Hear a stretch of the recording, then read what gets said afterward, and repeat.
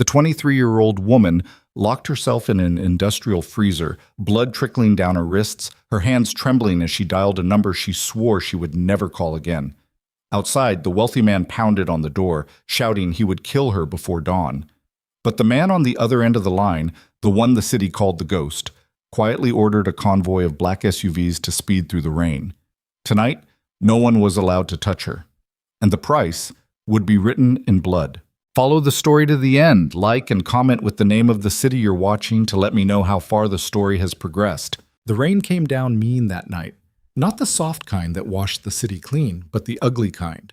Fat, greasy drops that hammered the neon signs along Dorchester Avenue until the light bled pink and red across the asphalt like something wounded. It was the kind of rain that made South Boston look exactly like what it was. A neighborhood built on broken promises, held together by rust and stubbornness, and the kind of silence that kept people alive. Morel Vale had been working at the Velvet Room for 11 weeks. She knew exactly how many because she kept a tally on the inside cover of the composition notebook she hid under her mattress. The same notebook where she tracked every dollar earned, every shift survived, every night she made it home without something going wrong. 11 weeks, 77 days.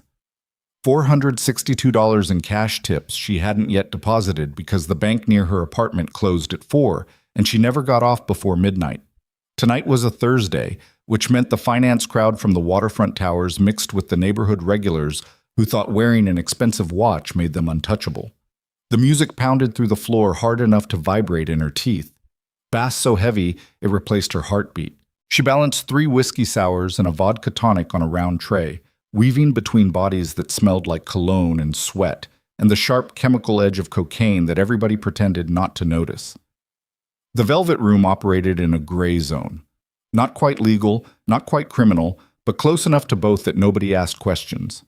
The owner, a thick-necked Greek named Spiros, paid cash, didn't file paperwork, and looked the other way when his VIP clients did things that would make a decent person sick. Morel wasn't decent. She was surviving. There was a difference, and she'd learned it young. She delivered the drinks to a corner booth where 4 men in tailored suits were laughing too loud about something that wasn't funny. One of them, late 20s, jaw like it was carved from expensive marble, eyes that never quite focused, looked up at her with the kind of smile that made her stomach tighten. Roman Kessler. She knew his name the way every waitress in the room knew it. Roman was the youngest son of Aldrich Kessler, whose real estate development company owned half the commercial property south of the Channel. The family money was old, but Roman's habits were new. Coke, girls, violence, the kind of reckless entitlement that came from growing up knowing your father could buy your way out of anything. He'd been coming to the Velvet Room 3 or 4 nights a week for the past month. Morel had served him before. She knew his drink order. She knew the way he tipped. Throwing hundreds on the table like he was feeding pigeons, then watching the waitresses scramble with that dead-eyed amusement that made her skin crawl. She set the drinks down quickly, keeping her eyes neutral, her body angled toward the exit. "Hey!" Roman's voice cut through the music. "Slow down! Can I get you anything else?" She kept her tone flat, professional. "Yeah." He leaned forward. His pupils were blown wide, the cocaine making his movements jerky and unpredictable. "Sit down." "I'm working." "I said sit down." The other men at the table went quiet. Not the uncomfortable kind of quiet, the anticipatory kind. Like they'd seen this before and knew what came next. Morel gripped the tray tighter. "I have other tables." She turned to walk away. Roman's hand closed around her wrist like a vice. The tray hit the floor. Glass shattered. Whiskey splashed across the tile in a brown starburst pattern that nobody would clean up for hours. The sound was swallowed by the music, absorbed by the indifference of a room full of people trained to look the other way. He yanked her backward hard enough to wrench her shoulder. She stumbled, and before she could catch her balance, Roman was on his feet, slamming her spine against the edge of the bar. The brass rail dug into her lower back like a blade. Her lips split against her own teeth.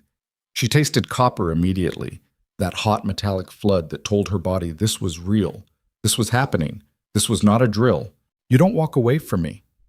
His breath was sour. Whiskey and something chemical underneath, something that smelled like burning plastic. His fingers found her throat. Not squeezing yet, just resting there, feeling her pulse hammer against his palm. "You understand?" The bartender, a big Polish guy named Marek, who could have ended this with one hand, kept his back turned. He wiped a glass that was already clean and stared at the wall like it held the secrets of the universe. Security, two men shaped like refrigerators flanking the VIP entrance, didn't move. Their eyes went glassy and distant, the practiced blankness of men who'd been told exactly which customers were off limits. Morel looked past Roman's shoulder into the room. 40, maybe 50 people. Some dancing, some drinking, some watching from the corners of their eyes with that particular brand of cowardice that lets you witness something terrible and call it none of my business afterward. Nobody moved. Nobody was going to move. She felt the pressure on her throat increase. Roman leaned closer, his lips brushing her ear, and the words he whispered were so filthy, so specifically violent, that her vision went white at the edges. Not from fear, from rage. The kind of rage that starts in your gut and climbs through your chest like a fire looking for oxygen. Morel drove her knee into his groin. It wasn't graceful. It wasn't calculated. It was the raw, ugly survival instinct of a girl who'd grown up in group homes where locking your door didn't mean you were safe. Roman doubled over with a sound like air leaving a punctured tire, and for 2 seconds, maybe 3, she was free. Then his fist connected with the side of her head. The world went sideways. Sound collapsed into a high-pitched whine. She hit the floor on her hands and knees, tasting blood and whiskey, and through the ringing in her ears she heard Roman screaming. Not words, just sound, the incoherent fury of a man who'd never been told no by anyone who couldn't be bought or broken. He grabbed her hair and dragged. Morel clawed at his wrist, her nails leaving red tracks across his skin, but his grip was chemical-fueled and vicious, and her bare feet couldn't find purchase on the wet tile. He pulled her toward the back hallway, toward the private lounge where the soundproofing turned screams into whispers, and the cameras had been disconnected years ago. She could feel individual hairs tearing from her scalp. The pain was white-hot and nauseating. Faces blurred past her, strangers holding drinks, looking down at her with expressions ranging from discomfort to absolutely nothing. One woman in a red dress actually stepped aside to let Roman through, pressing herself against the wall like Morel was something contagious. In the hallway, the music dimmed enough for her to hear her own breathing. Ragged, wet, desperate. Roman's shoes clicked against the tile. His breathing was heavy but controlled, like a man doing something he'd done before, something routine. The kitchen door was 6 feet to her left. Morel stopped fighting his grip. She let her body go slack, and the sudden dead weight caught Roman off balance. His fingers loosened for a fraction of a second, and she twisted free, leaving a clump of dark hair in his fist. She hit the kitchen door with her shoulder and burst through into fluorescent light and stainless steel. 2 line cooks looked up from their stations with wide eyes. Neither of them moved to help. One actually backed away, hands raised, like she was the problem. Morel ran, barefoot on wet tile, dodging prep tables and sheet pans, knocking over a rack of glasses that exploded across the floor in a spray of crystal. She could hear Roman behind her, not running, walking, his footsteps deliberate and unhurried because he knew this building better than she did, and he knew there was only one way out. But there wasn't. The industrial freezer sat at the back of the kitchen like a steel coffin. 8 by 12 feet of temperature-controlled nothing, used for storing bulk meat deliveries that arrived twice a week. Morel had hidden here once before, 3 weeks ago, during a different kind of bad night, and she knew 2 things about it. The door locked from the inside, and the temperature hovered around 28 degrees. She pulled the heavy steel door open, threw herself inside, and slammed it shut. The latch caught. The magnetic seal engaged. The sudden silence was so complete it felt like drowning. Cold hit her immediately. Not gradually, not gently, but like a wall of ice pressing against every exposed inch of skin. She was wearing a black tank top and a short skirt, the velvet room uniform designed by men who wanted their waitresses to look available. Her feet were bare. Her lip was bleeding. Her scalp burned where the hair had been torn free. The door shuddered. Fists. Heavy, rhythmic, furious. "Open the door, Morel." Roman's voice was muffled by steel, but perfectly clear in its intent. "Open the door, or I swear I'll have Spiros fire you, blacklist you from every bar in the city, and then I'll find you wherever you crawl to next." She pressed her back against the wall between hanging sides of beef. The cold metal burned through her shirt. Her breath came out in thick white clouds that hung in the blue fluorescent light like small ghosts. The pounding continued, then stopped, then started again, harder. Morel's hands were shaking, not from cold, not yet, but from the adrenaline dump that was crashing through her system like a wave pulling back from shore. Her fingers felt thick and clumsy as she dug into the pocket of her skirt and pulled out her phone. The screen was cracked. A thin line of blood smeared across the glass from where she'd braced herself against the floor. The battery was at 11%. She stared at the phone for a long time. There was a number saved under no name, just a string of digits she'd memorized years ago and entered into every new phone she'd ever owned, always telling herself it was just in case, always knowing that just in case was a lie she told herself because deleting it meant admitting that part of her life was really over. She hadn't called it in 4 years. The last time she'd used it, she was 19, sleeping in her car behind a gas station in Brockton, and the voice on the other end had offered her money she refused and a place to stay she'd been too proud to accept. She'd hung up and told herself she didn't need anyone, especially not him, especially not what he'd become. But that was before tonight, before the hands on her throat, before the indifference of every person in that room, before the realization, clear and cold as the air around her, that nobody in this city would lift a finger to protect her. Not the bartender, not the bouncer, not the cops who drank for free at the Velvet Room every weekend. Nobody except one person, and he was the most dangerous man she'd ever known. Morel dialed the number. It rang 3 times. Each ring felt like a year. Then the line connected and there was silence.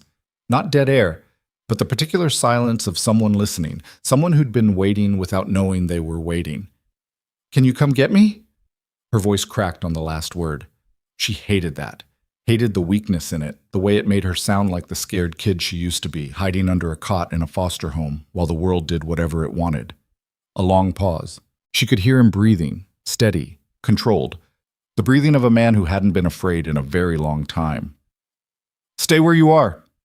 The line went dead. Morel lowered the phone and pressed her forehead against the cold steel wall. Her breath rattled in her chest. Somewhere beyond the freezer door, she could hear Roman arguing with someone, his voice rising and falling like a storm that hadn't decided which direction to blow. She closed her eyes and counted seconds. She got to 412 before the sounds outside changed. The arguing stopped. The music stopped. Everything stopped, all at once, like someone had reached into the building and pulled the plug on reality itself.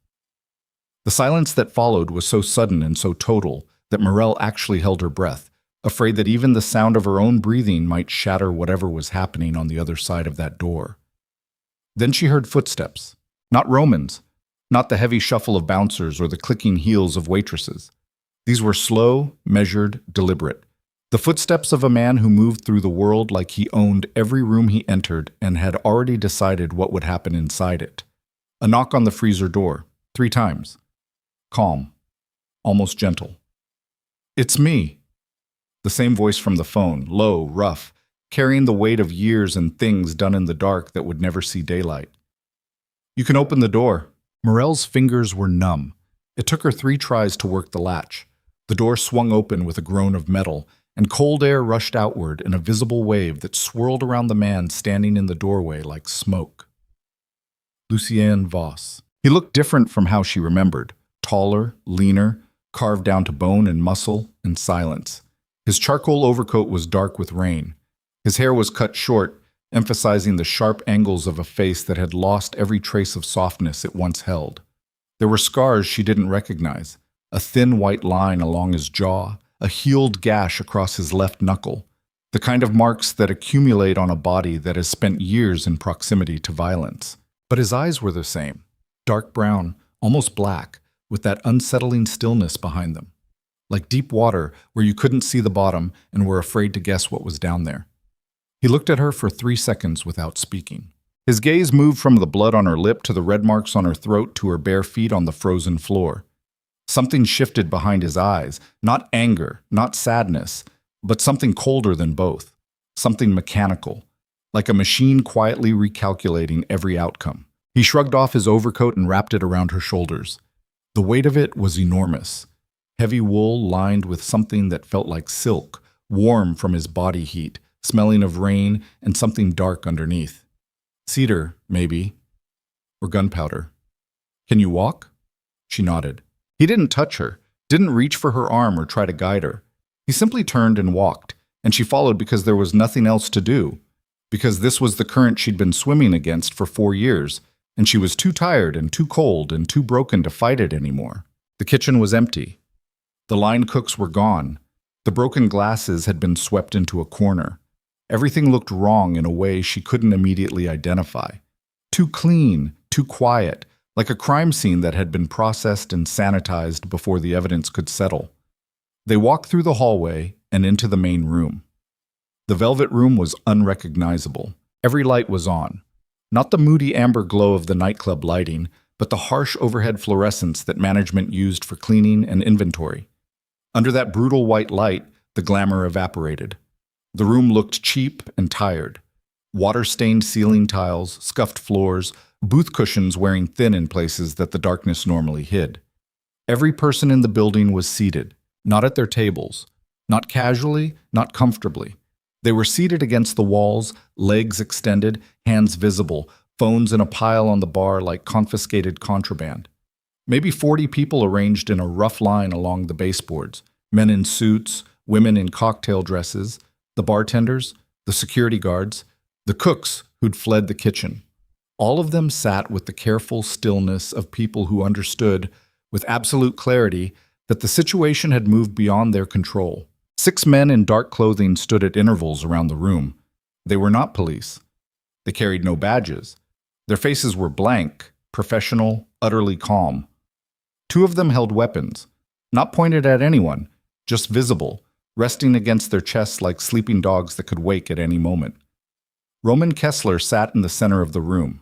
He was in a chair, one of the cheap wooden chairs from the bar area, dragged into the open floor. His hands were zip-tied behind his back. His nose was bleeding. His expensive jacket was torn at the shoulder, and the cocaine confidence had been replaced by something Morel had never seen in his face before. Fear. Not the performative fear of a man who thinks he can buy his way out. Real fear. The kind that lives in the eyes and makes the jaw muscles twitch and turns the skin a shade of gray that no amount of money can fix. Lucien walked past him without looking down. Morel followed, keeping her eyes forward, feeling the weight of every gaze in the room pressing against her like gravity. She could feel Roman staring at her, feel the hatred coming off him in waves, the impotent fury of a man who'd been humiliated in front of the same people he'd spent years intimidating. At the door, a large man in a black turtleneck held it open. The rain outside had softened to a steady drizzle. 3 black SUVs idled at the curb, their engines humming in the wet darkness. The streetlight reflected off their tinted windows like oil on water. Lucien stopped at the threshold and turned back toward the room. "Which hand?" he said. His voice carried across the silence without effort. One of the men near Roman looked up. He was older, mid-40s, gray at the temples, with the build of someone who'd spent decades hurting people for money. He glanced at Morel, then at her wrist where Roman's grip had already begun to bruise. "Right," the man said. Lucien nodded once and walked outside. Morel heard the sound before the door closed behind her. A short, sharp crack, followed by a scream that was cut off so quickly it might have been imagined. She flinched. Her whole body flinched. A full muscle contraction that started in her shoulders and ran down to her frozen feet. She looked at Lucien. His face hadn't changed. The man in the turtleneck opened the rear door of the middle SUV. The interior was warm and dark and smelled like leather. Morel climbed in, and the coat billowed around her like a shell. Lucien entered from the other side. The doors closed. The sound of rain became muffled and distant. They sat in silence for nearly a minute. The driver didn't move, didn't ask for directions, just waited. Morel pressed her palms against her thighs to stop the shaking. It didn't work. Her body was running on cortisol and cold and the leftover electricity of violence, and every cell in her was vibrating at a frequency she couldn't control. "You broke his hand," she said. Not a question. Lucien turned his head slightly, looking at her from the shadows of the back seat. The dashboard lights from the front threw pale green across his cheekbones, making his face look hollow, almost skeletal. "Yes. You didn't have to do that. He put his hands on you. That's not—" She stopped, swallowed. The blood from her lip had started to dry, pulling at the skin. "That's not how this works, Lucien. You can't just—" "How does it work, Morel?" His voice was quiet. Dangerously quiet. The kind of quiet that made the air pressure in the car change, like the cabin was slowly filling with something invisible and heavy. "You call me after 4 years, you're bleeding, you're locked in a freezer. Some coked-up trust fund kid has his hands around your throat in front of 50 people, and not one of them lifts a finger. So you tell me—" He paused. She watched his jaw tighten, a single muscle flexing beneath the skin. "How does it work?" She had no answer for that. The car pulled away from the curb. The velvet room shrank in the rear window until it was just another neon smudge in the rain. They drove in silence through empty streets, past the convention center, past the fish piers, past the construction sites along the waterfront, where cranes stood motionless against the sky like enormous metal insects frozen mid-step. Morel watched the city slide past the tinted glass and felt the familiar dislocation of being inside Lucien's world. The muffled silence, the controlled air, the sense that everything around her had been arranged in advance. "Where are we going?" she asked. "Somewhere safe." "That's not an answer." "It's the only one I have right now." She looked at his hands. They rested on his thighs, perfectly still. No blood. No marks. Whatever had happened to Roman's hand, Lucien hadn't done it himself. He'd ordered it. Walked out the door and let someone else execute the violence while he maintained the pristine distance of a man who understood that true power wasn't about getting your hands dirty. It was about making sure someone else's hands did the work. That realization settled in her chest like a stone. "What happened to you?" she whispered. Lucien didn't answer for a long time. The car turned onto the harbor road. Water appeared beyond the buildings, black, flat, stretching toward the horizon like a void. "I grew up," he said finally. She almost laughed. The sound caught in her throat and turned into something else. Something wet and raw that she swallowed before it could escape. Because growing up was what you called it when you got a job and paid your taxes and learned how to cook something besides ramen. What Lucien had done wasn't growing up. It was becoming something else entirely. Something the city whispered about in bars and precinct houses and the back rooms of courthouses where deals were made. She remembered him at 15. Skinny, dark-haired, with 2 big hands and a quiet voice and a habit of reading paperback novels he stole from the public library because they wouldn't give him a card without a permanent address. They'd been in the same group home on Columbia Road, the one run by a woman named Mrs. Pendleton, who drank cooking sherry and fell asleep by 8, leaving 15 kids to fend for themselves in a 3-story row house that smelled like mildew and cigarette smoke. Lucien had been the quiet one, not shy, watchful, the kind of kid who sat in the corner and tracked every movement in the room, noting who was dangerous, who was weak, who could be trusted with a secret, and who would sell you out for a candy bar. He never started fights, but he never lost them either. And he had this thing, this habit of appearing exactly when something bad was about to happen, standing in the doorway like a shadow with his hands in his pockets, saying nothing, just watching until the situation corrected itself. They became friends the way damaged kids become friends.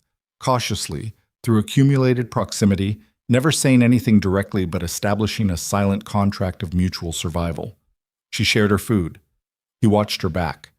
When an older boy cornered her in the laundry room one night, Lucien broke a broom handle across the boy's face with a calm, methodical precision that was more terrifying than anger. That was when she first understood what lived beneath his silence. They stayed in the same system for 2 years. Then Lucien turned 17 and aged out. She remembered the day he left. No bags packed because he had nothing to pack, just walking out the front door into a Tuesday morning without looking back. She'd watched from the 2nd floor window. He'd paused on the sidewalk, looked up once, and she'd pressed her hand against the glass. He'd raised his hand in return. Not a wave. Just an acknowledgement. Then he disappeared.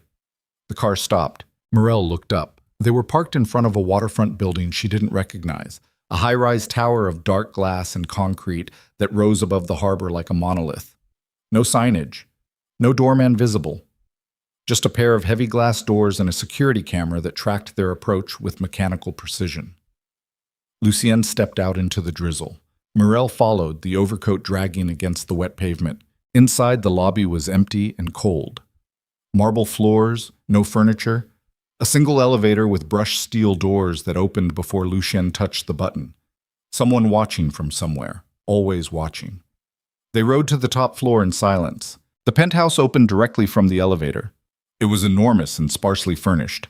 Polished concrete floors, floor-to-ceiling windows overlooking the harbor. Minimal furniture arranged with the precision of someone who didn't live here so much as occupy it. A long kitchen counter with nothing on it. A leather sofa that looked unused. A wall of bookshelves that were actually full. Paperbacks, hardcovers, stacked too deep in some places, dog-eared and cracked-spined. The only human thing in the room. Morel stopped in front of the windows. The harbor stretched out below. Dark water, distant ships, the blinking lights of Logan Airport across the channel. The city looked small from up here, contained, like something you could hold in your hand and crush if you wanted to. "There's a bathroom down the hall," Lucien said. "Clean clothes in the closet. I'll have someone bring food." She turned to face him. He stood near the kitchen counter, hands at his sides, watching her with that same stillness, that careful, measured distance he maintained like it was the only thing keeping something terrible from spilling out. "Are you going to tell me what you've become?" she asked. "You already know. I want to hear you say it." His expression didn't change, but something behind it did. A flicker, brief as a match strike, that might have been pain, or might have been nothing at all. "I'm the person people call when they need a problem to disappear," he said, "and the person other people call when they want the first person to disappear. I run logistics, supply chains, enforcement. I operate in the spaces between what the city pretends to be and what it actually is." He paused. "I'm exactly what Mrs. Pendleton said I'd become. A criminal. Yes." The word hung between them like smoke. Morel stared at him. Her lip throbbed. Her scalp burned. Her feet were numb from the cold and the tile and the raw nerve endings that hadn't stopped firing since Roman's hand closed around her wrist. "Why did you come?" she asked. "After 4 years. After I hung up on you and told you to leave me alone. Why did you come?" Lucien looked at her for a long time. "Because you called," he said simply. Then he turned and walked toward the hallway, disappearing into the shadows of his own apartment, like a man retreating into the only darkness that still felt familiar. Morel stood alone in front of the windows. The harbor lights reflected off the glass, turning the room into a hall of mirrors where her bruised face multiplied into infinity. She pressed her fingers against her split lip and felt the dried blood crack beneath her touch. Her phone buzzed in her pocket. She pulled it out. The cracked screen glowed with a notification. A text from an unknown number. No words. Just a photograph. Morel opened it. The image showed a warehouse she'd never seen before. Industrial. Waterfront. Shipping containers stacked in rows beneath mercury vapor lights. And in the center of the frame, blurred but unmistakable, women. 8, maybe 10 of them, standing in a line with their heads down and their hands bound in front of them, while men in dark clothing moved around them like handlers at an auction. She recognized one of the men, Roman Kessler. Her blood went cold. Below the photo, a second message appeared. This time, just 3 words from the same unknown number. "You saw everything." Morel's hands started shaking again, but this time it wasn't from the cold. She looked toward the hallway where Lucien had disappeared, and she understood, with the slow, devastating clarity of someone stepping off a cliff, that tonight was not the end of anything. It was the beginning. Morel didn't sleep. She sat on the leather sofa with Lucien's overcoat still wrapped around her like armor, staring at the photograph on her cracked phone screen until the image burned into the backs of her eyelids. Every time she blinked, she saw them. The women standing in that warehouse line, heads bowed, wrists bound, their bodies reduced to inventory beneath the mercury vapor lights. And Roman Kessler moving among them like he was checking merchandise. She tried to remember when she'd seen it. Not the photo, the real thing. 3 weeks ago, maybe 4. The memory was tangled up in the blur of late-night shifts and exhaustion that made every night at the Velvet Room bleed into the next. But it came back in fragments. She'd been taking out trash through the service exit around 2 a.m. The alley behind the club connected to a loading dock that served the adjacent warehouse, a building she'd always assumed was used for restaurant supply storage. The door had been open. Just a crack. enough to spill a sliver of yellow light across the wet asphalt, and enough for Morel to see movement inside as she hauled a garbage bag toward the dumpster.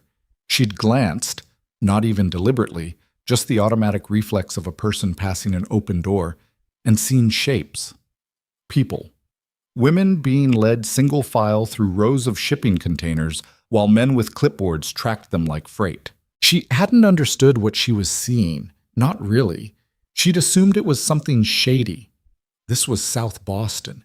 Everything was something shady. But her brain hadn't connected the dots, hadn't wanted to. She'd gone back inside, finished her shift, gone home, and forgotten about it. Until Roman's hands found her throat. Until that photo appeared on her phone like a grenade with the pin already pulled. You saw everything. 3 words that told her Roman hadn't attacked her because she rejected him. He attacked her because she was a witness. The coked-up rage, the public humiliation, all of it was theater designed to look like a rich man's tantrum when it was really something much worse. A cleanup operation. Morel deleted the photo, then she deleted it from the trash. Then she turned the phone off entirely and shoved it between the sofa cushions like burying something radioactive. Her hands wouldn't stop shaking. Dawn arrived gray and reluctant, seeping through the penthouse windows like diluted milk. Morel watched the harbor emerge from darkness. The container ships, the cranes, the distant silhouette of the Tobin Bridge cutting across the skyline like a scar. The city looked innocent from up here. Clean. A postcard version of itself that had nothing to do with what happened in its basements and back alleys after midnight. Footsteps behind her. Lucien appeared from the hallway wearing different clothes. Black shirt, dark trousers, no shoes. His feet were silent on the concrete floor. He moved like someone who'd trained himself to take up as little space as possible, which was ironic for a man who controlled as much territory as he did. He set a mug of coffee on the table beside her. Black. No sugar. She didn't know how he knew she took it that way, and she didn't ask. "Did you sleep?" he said. No. He sat in the chair across from her. Not the sofa. The chair. Maintaining distance. She noticed that. Noticed everything about the way he arranged himself in relation to her, like he was solving a geometry problem where the variable was how close he could get without triggering something. "I need to show you something," she said. She retrieved the phone from the cushions, turned it on, navigated to the message with numb fingers, only to find that the photo and the text were both gone. Deleted. Not by her. The messages themselves had vanished, as if they'd never existed. "It's gone," she said. Her voice sounded flat and foreign. "Someone sent me a photo last night. Roman. In a warehouse. Women. Tied up like they were being—" She stopped. The word trafficking sat in her mouth like broken glass. Lucien's expression didn't change. But his hands, those perfectly still, perfectly controlled hands, curled slightly on his knees. A micro-movement.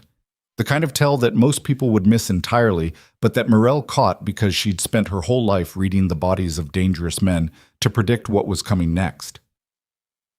"Where was the warehouse?" he asked. "I don't know, but I saw it 3 weeks ago, behind the Velvet Room. There's a loading dock that connects to the Faro building." She blinked. "You know it?" "I know every building on that block." He paused, and something dark crossed his face.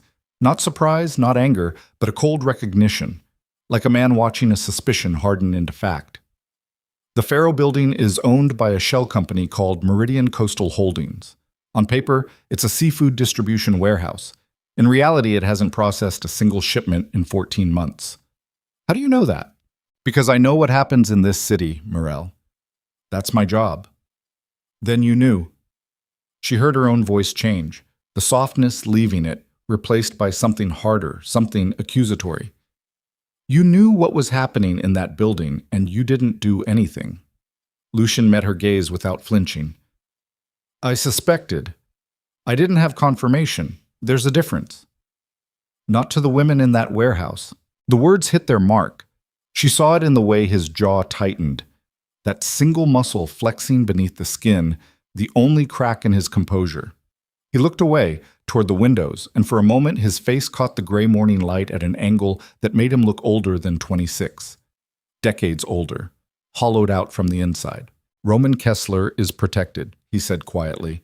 His father controls 4 city council members, the Harbor Commission, and at least 2 judges in Suffolk County. The police precinct covering that district has 6 officers on Aldrich Kessler's payroll. I know because 3 of them used to be on mine. Used to be? Aldrich outbid me. 18 months ago. That's when the Faro building went dark. No more shipments, no more activity visible from the outside. Whatever they're running through there, they locked it down tight after the ownership changed. Morel set the coffee mug down. She hadn't taken a single sip. So, you're telling me a trafficking operation is running 6 blocks from where I work, protected by cops and politicians, and the most powerful criminal in the city can't touch it. I'm telling you it's complicated. It's not complicated. It's cowardice. The word landed between them like a dropped knife. Lucien turned his head slowly. His eyes found hers, and what she saw in them made her stomach clench. Not anger, but something worse. Patience. The terrifying patience of a man who had long ago learned that the most dangerous response to an insult was silence. You don't know what I've done, he said. What I've sacrificed. What it cost to hold this city together without it tearing itself apart. I didn't ask you to hold the city together. No. You asked me to come get you, and I did. Silence. Morel looked away first. She hated that. Hated the power dynamic it established, the unspoken concession. But he was right, and they both knew it. She had called him. She had reached into the darkest corner of her past and pulled out the one name she swore she'd never use. And now she was sitting in his penthouse wearing his coat and drinking his coffee and criticizing his moral architecture like she had any standing to judge. The hypocrisy tasted worse than the blood on her lip. What happens now? She asked. Now I find out what Roman is doing in that warehouse. Who's backing him? How deep the pipeline goes. And then I decide how to end it. And me? You stay here. For how long? Until it's safe. That's not a timeline, Lucien. That's a cage. He stood. The movement was fluid and abrupt, one moment seated, the next on his feet, and the shift changed the entire energy of the room. Standing, he was taller than she remembered, broader in the shoulders. The black shirt fit him like a second skin, and she could see the tension in his arms, the coiled readiness of a body that existed in a perpetual state of controlled violence. I'm not going to argue with you about this, he said. That photo, whoever sent it, means you're already exposed. Roman knows you saw something. His people know. The fact that they sent that message to your phone means they have your number, which means they have your address, your workplace, your patterns. You walk out of this building and you're a target. I'm already a target. Exactly. So stay where the walls are thick and the people watching the doors know what they're doing. He walked toward the hallway. Lucien. He stopped but didn't turn around. Who sent the photo? She asked. His shoulders shifted. A slight roll, almost imperceptible, like he was adjusting the weight of something invisible pressing down on him from above. I don't know yet, he said, but someone wants you involved, which means someone is using you, and until I find out who, you don't leave this building. He disappeared down the hallway. A door opened and closed. Then silence. The heavy, pressurized silence of a space designed to keep the world out. Morel sat alone in the gray morning light and realized, with a clarity that made her physically ill, that she had traded one cage for another. The difference was that this one had a view. 2 days passed. Morella existed inside the penthouse like a ghost occupying someone else's afterlife. She showered in a bathroom bigger than her apartment. She wore clothes that appeared in the closet. Women's clothes, her size, tags still on, purchased by someone who knew her measurements but not her taste. She ate food delivered by a man named Ellis who knocked twice, left trays on the kitchen counter, and never spoke. She explored the apartment the way a prisoner maps a cell. The bookshelves were real, not decorative, lived in. Lucy's taste ran dark. Crime fiction, military history, dense nonfiction about economics and urban infrastructure. The paperbacks were the most worn, their spines cracked and pages soft from repeated handling. She found a copy of a novel she recognized, one they'd passed back and forth in the group home, reading chapters aloud to each other on the fire escape while Mrs. Pendleton snored 3 floors below. The book was held together with tape. Some pages were loose, and in the margins, in handwriting she recognized from a lifetime ago, there were notes, observations, small, precise annotations in pencil that had faded but never been erased. She closed the book and put it back. Lucian came and went at irregular hours. Sometimes she heard him in the apartment at 3 a.m. The soft pad of bare feet in the kitchen, the clink of a glass, the long silence of a man standing in the dark looking at something only he could see. Other times he was gone for 18, 20 hours at a stretch, and the penthouse felt vast and empty and suffocating in its silence. On the second night, she found him on the balcony. The wind off the harbor was cutting, January cold, the kind that turned your skin to sandpaper and made your eyes water within seconds. Lucian stood at the railing in a thin shirt, no jacket, apparently immune to the temperature. He was looking east toward the waterfront industrial district where crane lights blinked like mechanical stars. She stepped outside. The cold hit her immediately, and she wrapped her arms around herself.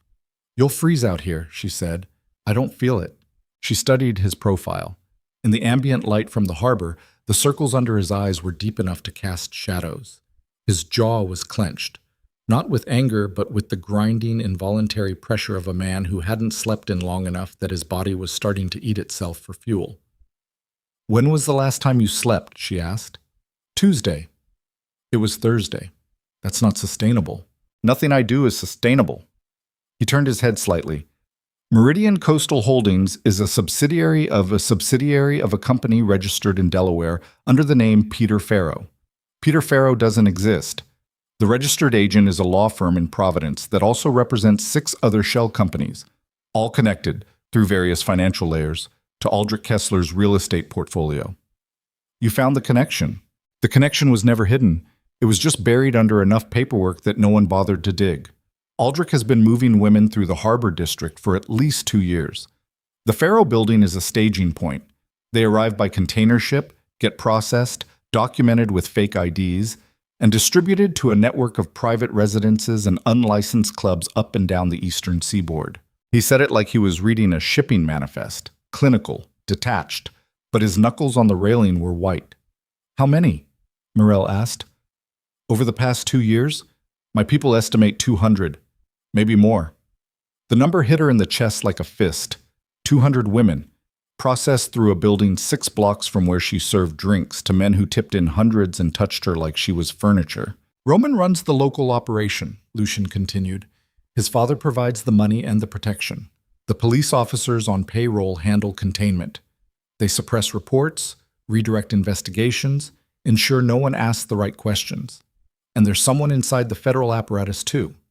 Someone who's been actively blocking a task force that was assembled 18 months ago to investigate harbor district trafficking." "Who?" "I'm still working on that." "What are you going to do?" He didn't answer immediately. He stared at the harbor, and she watched his breathing, slow, measured, the disciplined rhythm of a man who used oxygen like a tool. In, hold, out. In, hold, out. Like he was counting to keep himself from doing something he couldn't take back. "I'm going to take apart the Kessler operation," he said, "piece by piece. The shell companies, the payroll, the distribution network, all of it. And then? And then Roman Kessler will answer for what he's done." "To the police?" Lucy Yen looked at her. The expression on his face was the most honest thing she'd seen from him since the freezer. A mix of exhaustion and dark amusement and something that might have been disappointment. Not in her. In the question itself. "The police are his, Morel. Half the prosecutors in Suffolk County play golf with his father. You want to hand this to a system that's been paid to look the other way for 2 years? So what? You'll handle it yourself? Your way?" "My way works. Your way ends with people dead. My way ends with people stopped." She shook her head. The wind whipped her hair across her face, and she shoved it back with fingers that were already going numb. "You don't get to decide who lives and dies, Lucian. That's not... You're not..." "I'm not what?" He turned to face her fully, and the movement was slow but carried the gravity of a landslide. "I'm not qualified? I'm not authorized? I'm not the right kind of person to make those calls?" His voice dropped. "Who is Morel? The cops who looked away while Roman dragged you across a bar? The judges his father plays poker with? The federal agent blocking the investigation?" He stepped closer. Not threatening. Worse. Honest. "There is no one coming to fix this. There never was. There's just people like me, doing the things that people like you don't want to know about, so you can sleep at night." The words hung in the frozen air between them. Morel felt something crack inside her. Not break, but crack, like ice on a pond just before the surface gives way. Because he wasn't wrong. She wanted him to be wrong.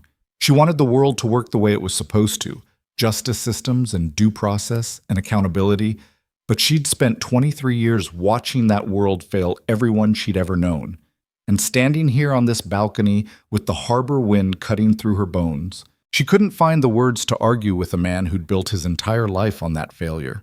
"I don't want anyone to die because of me," she said. "Then you shouldn't have called." She flinched. The cruelty of it was surgical, precise, clean, cutting exactly where it would do the most damage. And the worst part was that his face didn't change when he said it. No satisfaction, no triumph. Just the flat, exhausted honesty of a man who'd stopped pretending the world was anything other than what it was. She went back inside without another word. On the third day, everything changed. Morel was standing in the kitchen at noon, eating leftover pasta from one of Ellis's trays, when Lucien came through the elevator with a man she'd never seen before. He was short, compact, with the coiled energy of a compressed spring and a face dominated by sharp cheekbones and a thin scar running from his left ear to the corner of his mouth. He wore an expensive gray suit that didn't quite hide the shoulder holster underneath. "Morel," Lucien said, "this is Declan." Declan looked at her the way a mechanic looks at an engine, assessing function, identifying problems, calculating cost. He didn't offer his hand. "She can't be here," Declan said. "Not to her, to Lucien, like she was furniture. She stays." "Lucien? She stays." The repetition carried the weight of a closed door. Declan's jaw tightened, but he said nothing else. He moved to the dining table, a long slab of reclaimed wood that Lucien apparently used as a war desk, and opened a laptop. "The Faro building is emptying out," Declan said. "My contact at the Port Authority flagged unusual truck activity starting at 4 this morning. Refrigerated units, 6 of them, moving south on 93. "They're relocating," Lucien said. "They're cleaning house. Roman knows you hit him, knows you took the girl. His old man is furious, been making calls all morning. We intercepted 2 conversations between Aldrich and a number registered to someone in the DA's office." Which someone? Still tracing. But the message was clear. Shut down the Faro operation, relocate the inventory, and silence anyone who might talk, including her. Declan jerked his chin toward Morel without looking at her. Aldrich used the word liability 3 times. Roman used a different word. "What word?" Morel asked. Declan glanced at Lucy. "N," a silent question. "Tell her," Lucien said. "Loose end," Declan said. The pasta went cold in Morel's hands. She set the container down on the counter and stared at it. The congealing sauce, the limp noodles, because looking at food was easier than looking at the truth of what those 2 words meant for her life. "There's more," Declan said. He pulled up a series of documents on the laptop. Financial records, phone logs, surveillance photos arranged in a grid. "The federal contact I mentioned, the one blocking the task force. I found him." He turned the laptop toward Lucien. Morel couldn't see the screen from where she stood, but she saw Lucien's face. She saw the color drain from it. She saw his hands, those controlled, always still hands, pressed flat against the table like he was trying to anchor himself to something solid. "You're sure?" Lucien's voice was barely above a whisper. Triple confirmed. Phone records, financial transfers, meeting logs. Lucien closed his eyes. Just for a second. When he opened them, something fundamental had changed, like a light going out in a room you thought would always be illuminated. "Who is it?" Morel asked. Lucien looked at her. His expression was the most unsettling thing she'd ever seen on a human face. Not anger, not sadness, but the bleak, hollow calm of a man who has just discovered that the ground beneath his feet was never solid to begin with. "Victor Salko," he said. The name meant nothing to Morel, but Declan's reaction told her everything. The shorter man went very still, the kind of stillness that precedes either violence or collapse. His hand moved unconsciously toward his left hip, where the holster sat beneath his jacket. "Victor can't be involved in this," Declan said. His voice had changed, harder, faster, stripped of the professional detachment he'd maintained until now. "He's been with us for 9 years. He built half our intelligence network. He has access to everything, Lucian finished. He has access to everything. Our operations, our contacts, our safe houses, the location of this building. He paused. The fact that she's here. The three of them stood in silence. Morel watched Lucien's face cycle through something she couldn't name. A rapid internal calculus, emotions rising and being suppressed in real time, like small fires being stamped out one after another. Anger. Betrayal. The sick recognition of a wound that had been festering for months or years without detection. Victor Salko. One of his own. Feeding information to the Kesslers, blocking the federal investigation, protecting a trafficking pipeline that moved women through the city like cargo. Lucien picked up his phone. His thumb moved across the screen with the mechanical precision of a man who had made difficult calls before and understood that hesitation was a luxury he couldn't afford. "Where's Victor now, Mig?" he asked Declan. "Dockside office, meeting with the harbor crew at 2. Lucien put the phone down. He looked at the laptop screen one more time, staring at whatever evidence was displayed there with the expression of a man reading his own autopsy report. Then something detonated. Not physically, not loudly, but Morel felt it. Felt the moment Lucien's control cracked wide open, felt the pressure wave of a fury so compressed and so long contained that when it finally broke the surface, it changed the molecular composition of the air in the room. His hand swept across the table, and the laptop flew sideways, crashing into the wall with a sound like a gunshot. The screen shattered. Pieces of plastic and glass scattered across the concrete floor in a spray pattern that looked like frozen rain. Declan didn't flinch.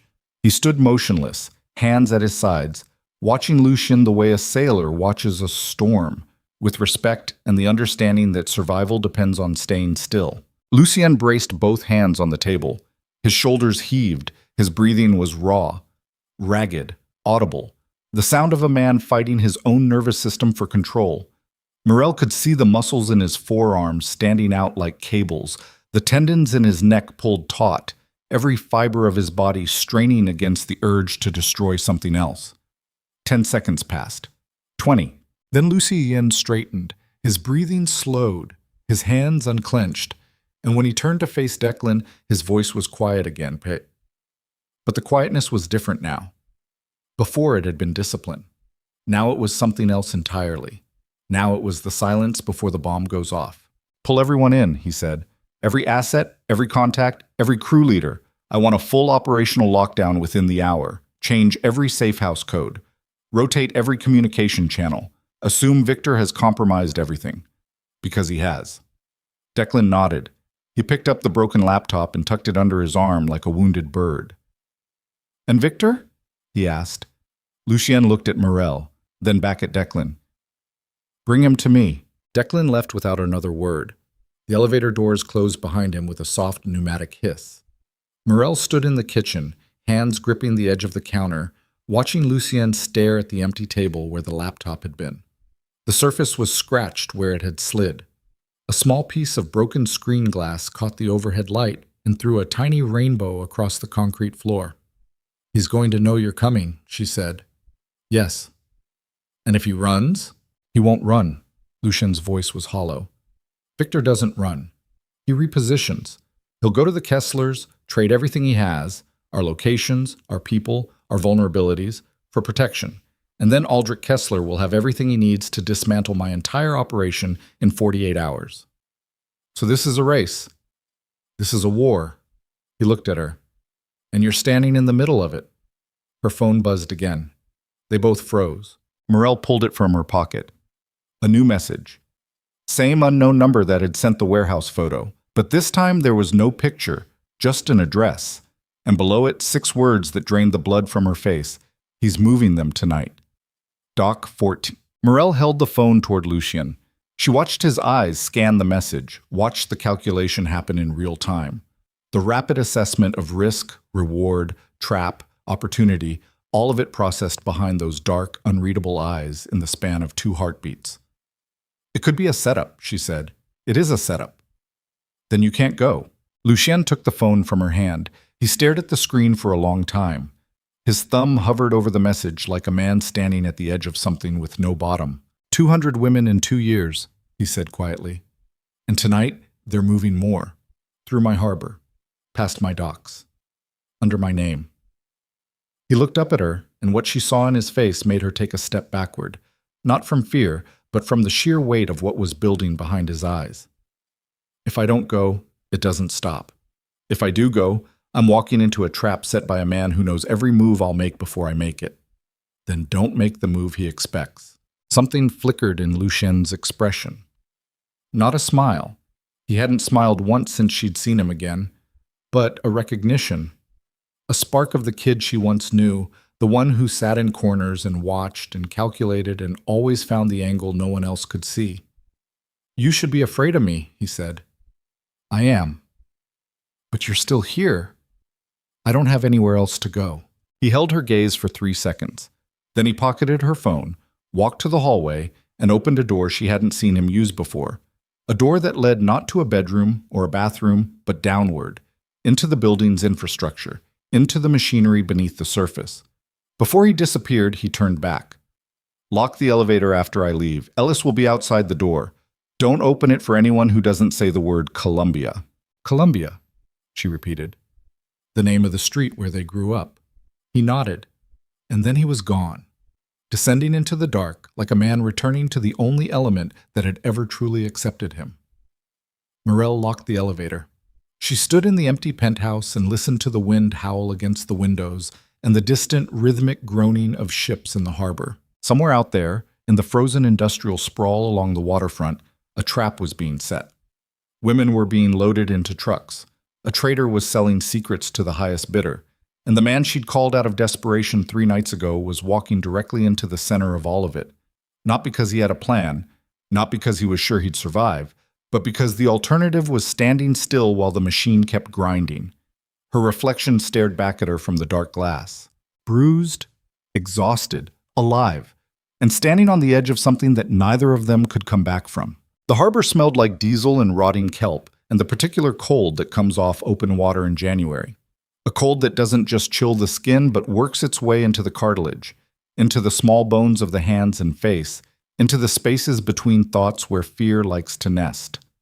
Lucien moved through it like he was part of it. He came in from the water side, not through the main dock entrance where Victor's people would be watching, but through the decommissioned fishing pier 300 yards north where the security lighting had been dead for 2 years, and the chain-link fence had a section that folded back if you knew exactly where to press. He'd installed that weakness himself 4 years ago, because he had always believed in building his own exits before he built anything else. Declan was already there, crouched beside a rusted bollard, wearing a dark jacket that made him look like a piece of the pier itself. 2 other men flanked him, Torres, who handled technical work, and a quiet giant named Briggs, who communicated primarily through the angle of his shoulders and the direction of his eyes. Victor left the dockside office 40 minutes ago, Declan said. His voice was barely above the wind. My contact lost him near the Meridian facility on Pier 9. He went to the Kesslers. Almost certainly. Which means Roman knows we're coming. Lucien scanned the dock. The Faro warehouse was visible from here. A long, low industrial building sitting heavy against the waterfront. Every window dark. No visible activity. Too quiet. The specific quietness of a place that wanted to appear empty. What do we have on Dock 14? Torres pulled out a tablet in a waterproof case. The screen showed a satellite feed. Grainy, real-time, pulled from a commercial imaging service that Lucien paid obscene money to access. 2 refrigerated trucks sat at the Dock 14 loading bay. A third was pulling away from the east side of the building, headlights dark, moving toward the harbor road. They started moving them an hour ago, Torres said. Whoever sent that text, they weren't wrong. The operation is actively relocating. How many people inside? Thermal imaging puts it at 11 heat signatures in the main loading area. Another 6 on the roof. Elevated positions. Armed. Torres paused. And there are 4 signatures that are smaller, seated, clustered in the southeast corner. Nobody said what that meant. Nobody had to. We go in through the utility access on the north face, Lucien said. Torres, you take down the external lighting grid first. I want everything dark before we're within 50 yards of the building. Briggs, you handle the roof team. Declan. Lucienne. Something in Declan's tone made him stop. It was a single word, his name, but delivered with the careful weight of someone about to say something they'd been carrying for too long and could no longer hold. Lucienne looked at him. Declan was staring at the tablet. His face had gone very still, the kind of stillness that wasn't calm but was instead the outer surface of something turbulent happening underneath. The financial transfers I found, the ones linking Victor to the Kesslers. Declan's jaw worked for a moment. I traced them back further, past 18 months, past 2 years. They go back 4 years, Lucienne. The wind came off the harbor and found every gap in Lucienne's jacket. 4 years, he repeated. Victor has been feeding the Kesslers information since before the Faro building even opened. Everything we ran through the harbor district during that period. Every operation, every shipment, every crew rotation, Aldrich Kessler had it in advance. Declan finally looked up. The Thompson Street bust, the Anchor warehouse fire, the 3 men we lost in the Southie distribution collapse. Lucienne went absolutely still. The Thompson Street bust. 18 months ago, a raid that should have taken down a rival syndicate, but instead caught 4 of Lucien's own men in the crossfire. He'd assumed it was bad timing, poor operational security on his end. He'd spent 3 months auditing his own organization, tearing apart his communication protocols, burning networks he'd spent years building. The Anchor warehouse fire, one of his primary storage facilities, lost to an arson that investigators ruled accidental. $200,000 in equipment and 6 months of supply chain work gone in 4 hours. The Southie distribution collapse, 3 men dead in what looked like a rival ambush, but no rival ever claimed responsibility. At the time, he'd written it off as freelancers, opportunists. It wasn't freelancers. It was Victor Salco, sitting across from him at briefings, eating dinner with his crew, attending the funerals of the men he'd helped kill. For 4 years, delivering Lucienne's operations to the Kesslers piece by piece, like a man methodically dismantling a machine and selling the parts. Lucienne breathed. In. Hold. Out. The technique he'd developed at 15 when he realized that the only difference between a man who survived terrible things and a man who didn't was the ability to keep breathing when everything inside you was screaming to stop. Dock 14 is a trap, he said. Yes. Victor told them we'd come. They know our entry points, our team size, our equipment. Probably our communication frequencies, too. He had access to all of it. Lucienne looked at the satellite image on the tablet screen, the 6 heat signatures on the roof, the armed men inside, the trucks that had already started moving. They're not moving the women because they're shutting down the operation, he said slowly. The realization assembling itself in real time, each piece clicking into place with the sick inevitability of a door swinging shut. They're moving them because they need the building empty. They need the Faro building clear before... His phone vibrated. He looked at the screen. Unknown number. The same one that had sent the warehouse photo. The same one that had sent the Dock 14 address. He answered. Don't go to Dock 14. The voice was male, older, precise in the way of someone who had spent decades choosing words with surgical care. If you go to Dock 14, you will lose every man you brought with you, and you will die on a waterfront that Aldrich Kessler will own outright within 72 hours. Lucienne's grip on the phone tightened. Who is this? Someone who has been watching the Kessler operation for 3 years and is running out of time to stop it through channels that no longer exist.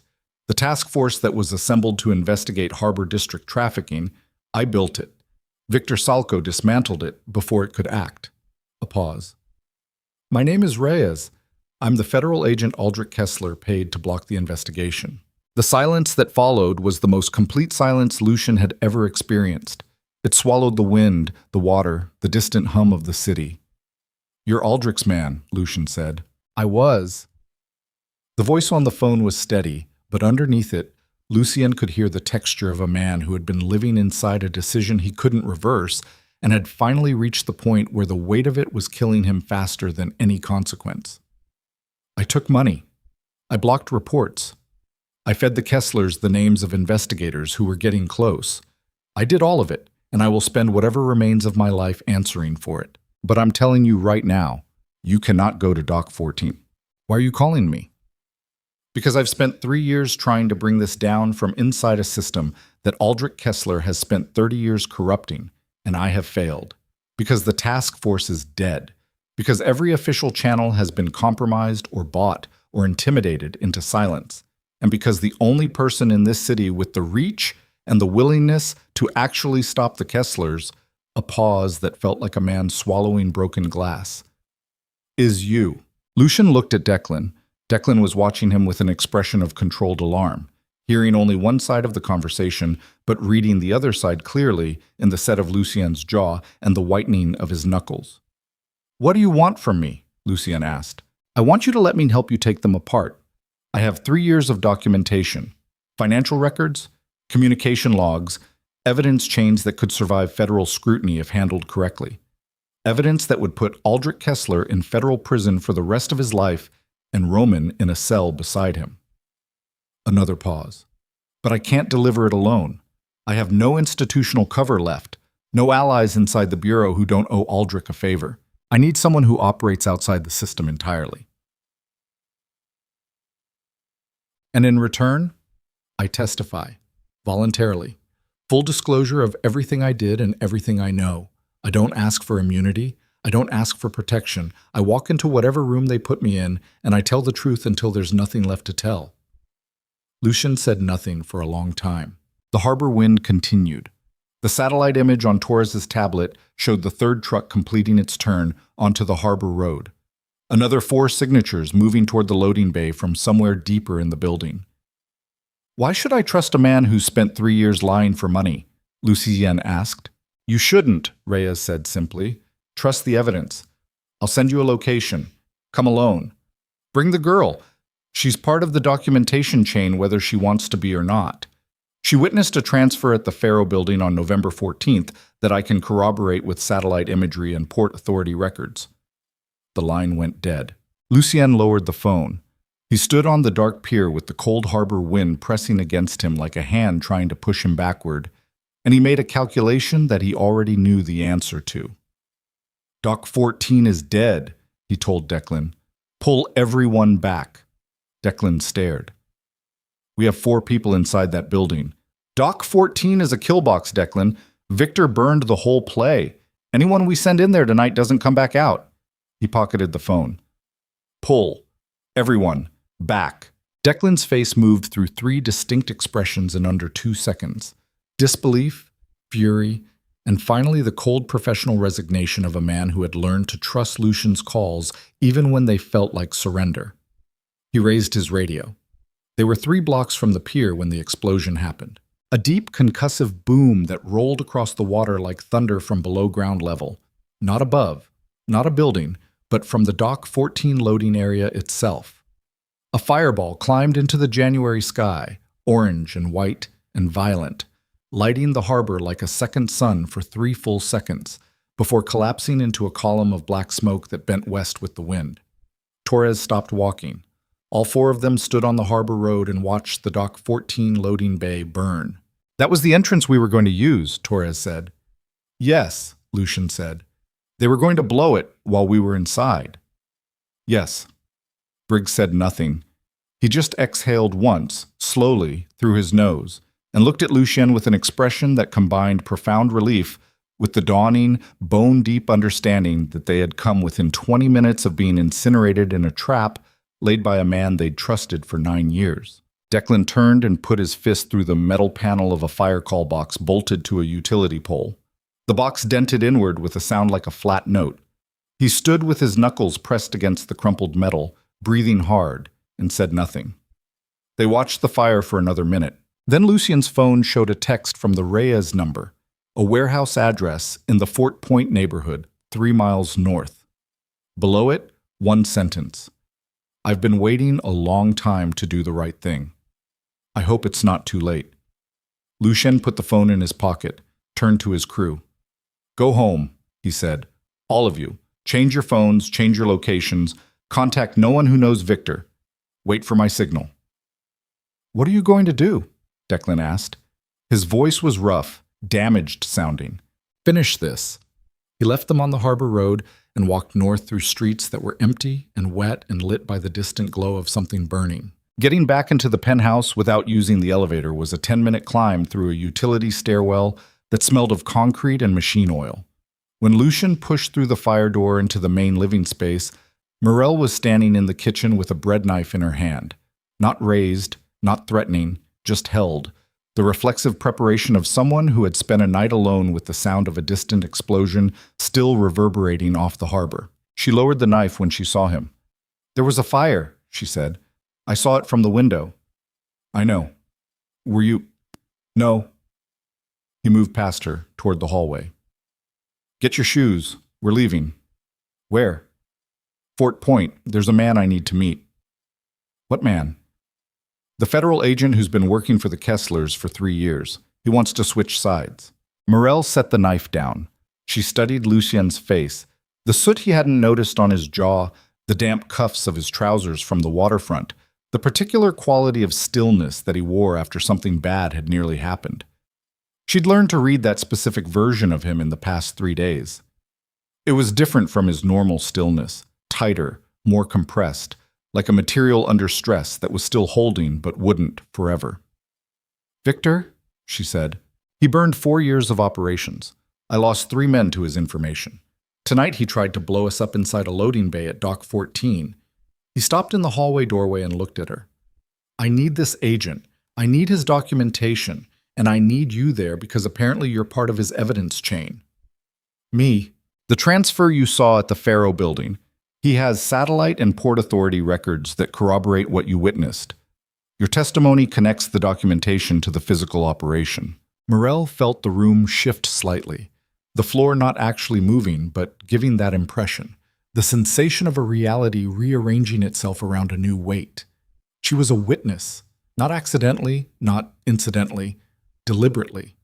The unknown number that had been contacting her, the photo, the Dock 14 address, Reyes had been building toward this moment, using her as an anchor point in an evidence chain he'd spent 3 years constructing in secret. She had been a piece on someone else's board without knowing it. "He's been watching me," she said. "He's been watching everyone." Lucien's voice held no softness. "Get your shoes."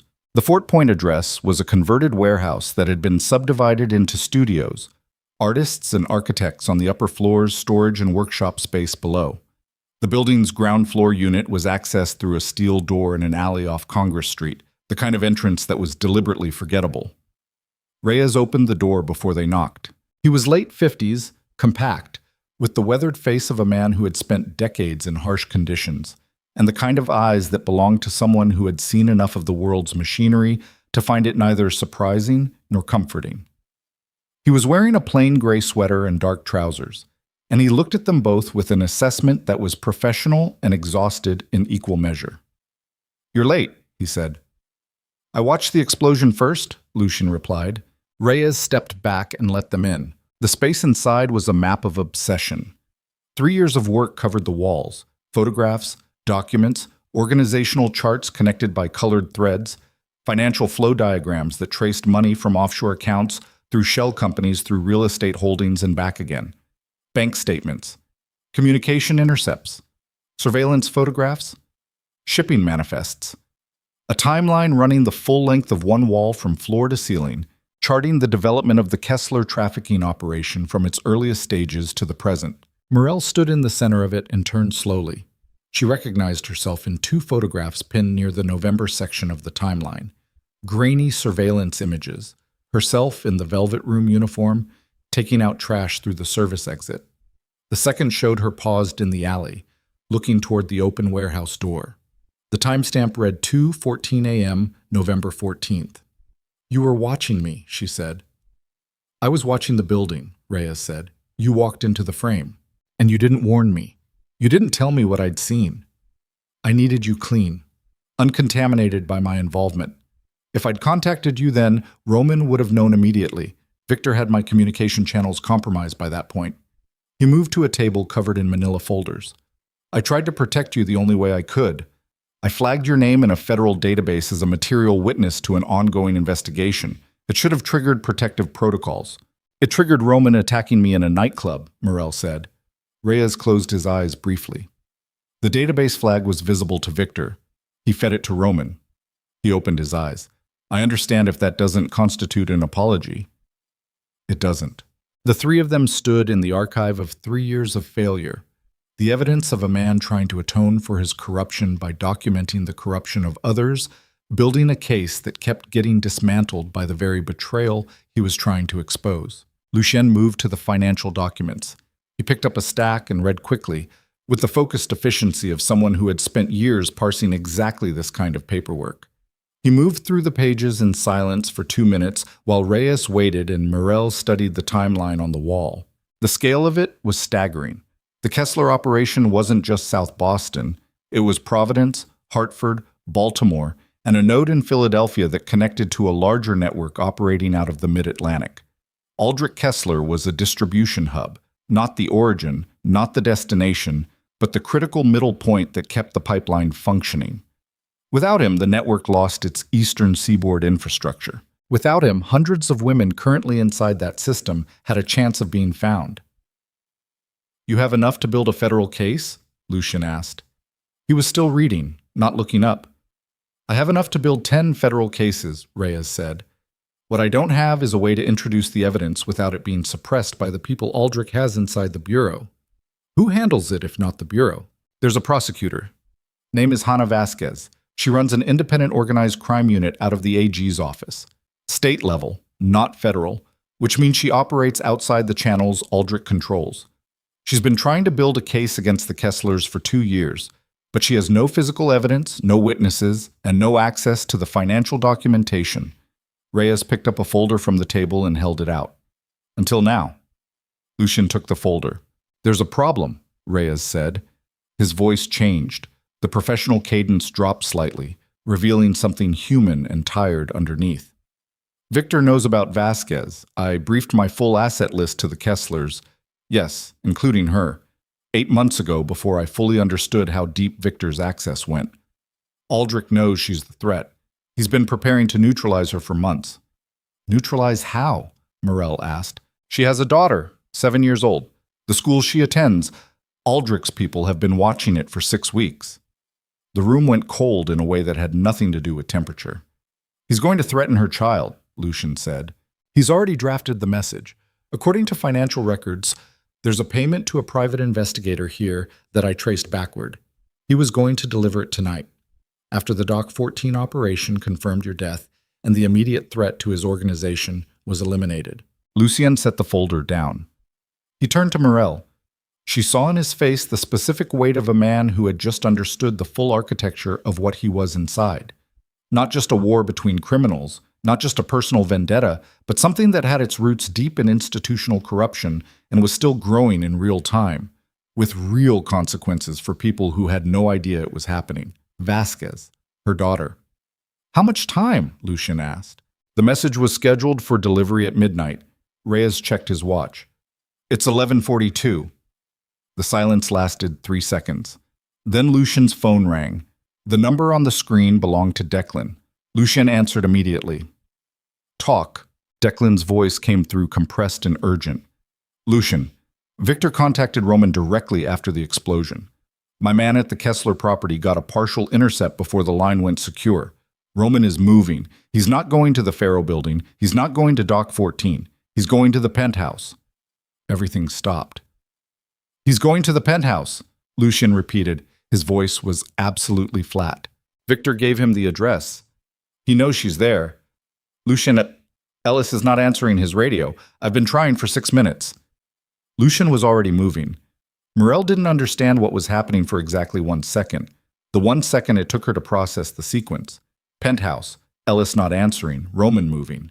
And then she was moving too, following Lucien toward the door because there was nothing else to do and no other direction that made sense. Stay here, Lucien said to Reyes. I have nowhere else to go. They ran. The SUV that had brought them to Fort Point was still on the street. Lucien drove, and the way he drove was different from any passenger experience Morel had ever had. Not reckless, but absolute. Every gear change precise, every lane shift executed with the economy of motion that belonged to someone whose relationship with machinery had been trained under conditions that didn't allow for error. Morel gripped the door handle and watched the city blur past in streaks of sodium light and wet pavement. "Ellis is your man?" she said. "One of my best?"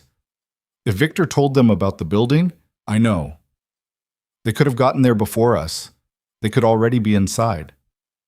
"I know." "Then why are we—" She stopped, because she already knew why. Because there was no version of this where Lucien simply accepted the loss of his building, his security, the territory he'd spent a decade carving out of this city. Because retreat wasn't in his architecture. Because whatever part of him had been built in group homes and foster care and the dark places that followed, that part was constitutionally incapable of surrender. She understood it because she'd been built in the same place. The penthouse tower came into view. From a block away, it looked normal. The lobby lights were on. No visible movement on the street. The SUVs idling at the curb, they were still there. 3 of them, exactly as Lucien had left them, but only 2. The third was gone. Lucien parked across the street. He looked at the building for 5 seconds, assessing, calculating. The geometry of what was normal and what was off cataloged in a rapid visual sweep that took in the lobby, the roof line, the position of the remaining vehicles. "Third SUV is missing," Morel said. "Roman took Ellis to move it, clears the street, reduces visible footprint."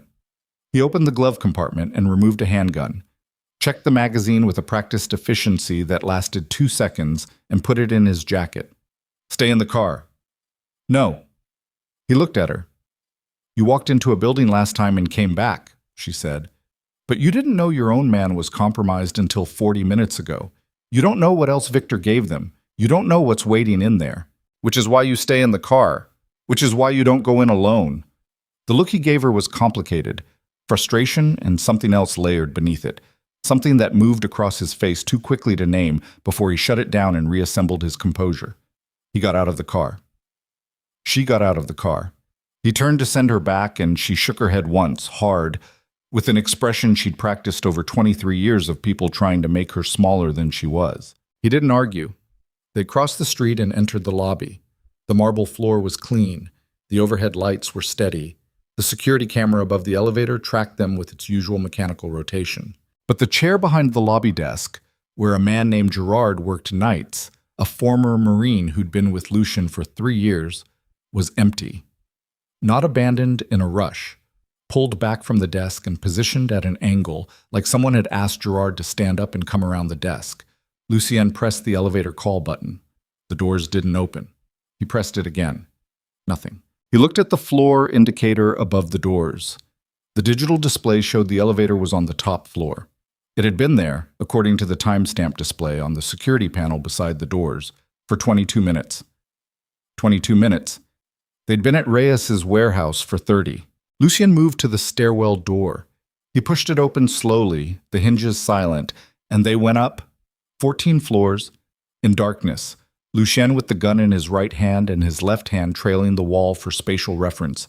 Morel 3 steps behind him with her hand on his jacket so she didn't lose him in the dark. 14 floors. The only sound was their breathing and the occasional creak of the building settling in the January cold. At the top, Lucien paused with his hand on the stairwell door. He held it for 10 seconds, listening through the steel, his head tilted slightly, reading whatever vibrations the door transmitted. Then he eased it open. The penthouse hallway was lit, normal, silent. The apartment door at the end of the hall was open, not broken open, not forced. Open, ajar by 6 inches, the interior darkness beyond it spilling into the hallway in a wedge of shadow. Lucien went still. Morel pressed against the wall behind him and felt her heartbeat in her fingertips and her temples, and the cut on her lip that had mostly healed but chose this moment to pulse with renewed discomfort. A voice came from inside the apartment. "Come in, Lucien." Roman's voice. Stripped of the cocaine performativity she'd heard at the Velvet Room. Quieter now, almost conversational, which was worse. "I know you're in the hallway. I heard the stairwell door. You were never as quiet as you think you are." Lucien didn't move. "Bring the girl," Roman said. "She's the reason we're all here. Might as well do this properly." Silence. Morel put her hand on Lucien's arm.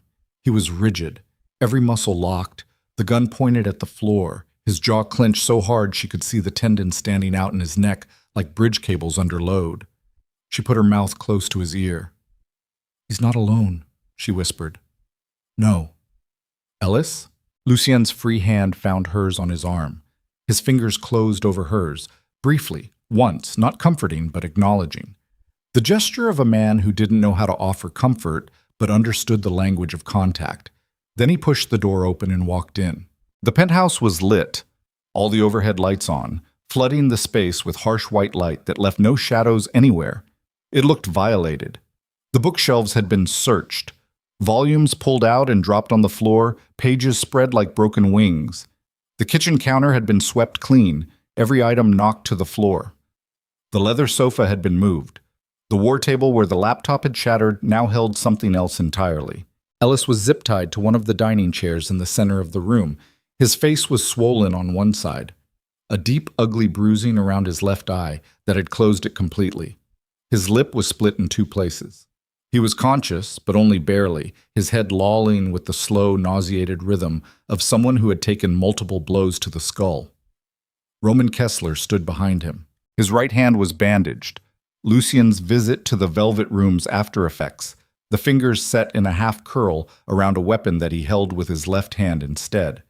A small automatic, matte black, pointed not at Ellis, but at the window, as if the harbor view was what he'd come to see. Two men flanked him, not Kessler family muscle, something else. Older, more controlled, the kind of men who didn't work for families, who worked for outcomes. And against the far wall, seated in one of the straight-back chairs from the dining set, was Victor Salko. Morel hadn't known what Victor Salko looked like until this moment. She'd built an image from the name, something sharp and angular, something that looked like betrayal. The reality was ordinary, mid-40s, thinning dark hair, a face that was handsome in a minor key, almost forgettable, the kind of face designed by evolution or habit to not be remembered. He looked at Lucien with an expression that contained, impossibly, something that resembled grief. Lucien stopped in the center of the room. His gun was at his side. Not raised, not holstered, visible. The two men flanking Roman tracked it with professional attention. "Victor," Lucien said. "Lucien." Victor's voice was quiet. Careful. "I'm sorry. Are you?" "Yes, I am. I need you to understand, it wasn't personal. It was never—" "Three men," Lucien said. Their names were Marcus, Danny Cho, and Reeves. Marcus had 2 daughters. Danny had been with me since he was 17. Reeves was 6 months from leaving the city and starting over somewhere clean. The words came out measured, one at a time, like he was laying stones. "Tell me which one of those is not personal." Victor closed his eyes. Roman turned from the window. His left hand was steady around the gun despite his age and the bandaged right, and his face had shed the last traces of the performative rich boy swagger he'd worn at the Velvet Room. What was underneath was different, older, more considered. He looked at Morel with an expression that was almost clinical. "You've been busy," he said to her. "So have you," she said. "The federal agent, Reyes." Roman tilted his head slightly. "My father's been looking for him for 8 months. I assume you know where he is." "No." "Morel." Roman's tone was patient, teacherly. "This isn't the freezer. There's no door to lock and no number to call. This ends tonight, one way or the other, and the only variable you control is how it ends for you personally. You're going to kill me either way, probably, but there's a spectrum between quick and slow that's entirely up to you." She felt, rather than heard, Lucien's breathing change beside her. A slight deepening, a controlled inhalation that lasted a fraction of a second longer than normal. The sound of a man choosing. "Here's what you don't know," Lucien said. Roman looked at him. "Vasquez already has the documentation. Reyes transferred the full evidence package 40 minutes ago. Financial records, communication logs, the satellite imagery from the Faro building, the Port Authority records, the wire transfers connecting your father to Meridian Coastal Holdings. All of it. She has it now. And she's not alone." Roman's face shifted, a flicker, fast and controlled but genuine, the first genuine thing she'd seen from him. "You're lying," he said. "Call your father," Lucien said. "Ask him if his midnight delivery was made." Silence. Roman's phone was in his right jacket pocket. He couldn't reach it with his bandaged hand. He looked at the man on his left, who retrieved the phone and held it up. Roman stared at the screen. His face went through something then, a sequence of micro-expressions that compressed fear, calculation, and fury into the span of 3 seconds. Then he looked up at Lucian with something new in his expression. Not anger, not calculation, a decision. "Kill him," Roman said. The two men moved simultaneously, and Lucien, the first man, came from the left. Lucian moved before the instruction finished leaving Roman's mouth, not toward the threat but sideways, dropping his weight and pivoting in a single motion that took him out of the line of fire and put the dining chair between himself and the man on the right. The gun in his hand came up and he fired once, the sound enormous in the enclosed space, a flat crack that bounced off concrete walls and glass and came back at them from every direction simultaneously. The man on the left went down hard, not dead, shoulder from the angle, but down and screaming, his weapon skidding across the concrete floor toward the kitchen. The man on the right fired. The shot took a chunk out of the wall 6 inches from Lucian's head. Drywall dust exploded in a white cloud. Lucien was already moving again, using the overturned dining chair as partial cover, and he returned fire twice. The second shot connecting, the man spinning backward and crashing into the bookshelves with enough force to bring a full shelf down on top of him in an avalanche of paperbacks and broken wood. 4 seconds. Maybe 5. Morel had thrown herself sideways the moment the first shot fired, hitting the floor on her hands and knees behind the kitchen counter. The linoleum was cold against her palms. Her ears were ringing, a high, sustained tone that compressed everything else into a cotton-wrapped unreality. She pressed herself flat and looked under the counter. Feet. Roman's shoes, expensive, leather-soled, moving toward the elevator. Victor's feet, still seated, not moving. Ellis's feet still zip-tied to the chair legs. Then Roman's feet stopped. She heard him above the ringing. "Where is she?" A pause. Then closer. "Find her." Morel pulled herself along the kitchen floor, staying below counter level, moving toward the hallway. Her right knee found a piece of broken glass from the earlier chaos. Felt the cut immediately, sharp and clean. But she kept moving. Pain was information. Pain meant she was still functional. Behind her, something heavy crashed. Furniture or body, she couldn't tell. She reached the hallway and got to her feet, pressing her back against the wall. Her breathing was too loud, too fast. She could hear herself, and that meant Roman could hear her too if he was close enough. She forced her exhales slower, counted them. The technique she'd learned in years of surviving rooms where being quiet was the difference between getting hurt and not. From the main room, "Lucien," Roman's voice, strained now, the composure cracking at the edges. "She's not worth this. She's a waitress. Give me Reyes's location and I walk out of here. You keep the girl. You keep Ellis. We're done." Lucian's voice came from somewhere near the windows, low, unhurried, giving nothing away about his exact position. "You're offering terms. I'm being reasonable. You had 2 men kill a man I'd known for 9 years. You trafficked women through my harbor for 2 years while your father paid my people to look away. And you want reasonable. Victor made his choices. I made mine. Business. You called it business." A pause that carried the specific weight of something being decided. "That's interesting." Morel inched along the hallway toward the second bedroom, the room she'd been given, the room where the window looked east toward the harbor and the closet had a second door she'd discovered on the first day, because she always inventoried exits. Old habit, the kind that kept you alive. A shadow moved at the hallway entrance. She froze. Victor Salco stepped into the hallway.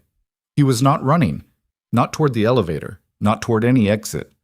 He moved with the careful deliberateness of a man who had made a decision so heavy that it had paradoxically steadied him. His face was pale, but composed. He looked at Morel without surprise, as if he'd known exactly where she'd be. She pressed harder against the wall. There was nothing in her hands, no weapon, no tool, nothing but the adrenaline flooding her system and the cold calculation of distance and angles that she'd learned from growing up around boys who were always bigger and faster and had to be outmaneuvered instead of outfought. Victor held up his hand, palm out, empty.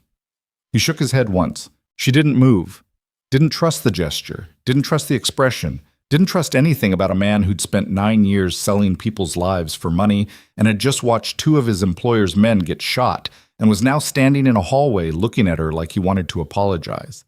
But he didn't move toward her. He turned instead, positioning himself at the hallway entrance with his back to her, facing the main room, blocking the entrance with his own body, shielding her. She didn't understand it and didn't have time to understand it. She kept moving.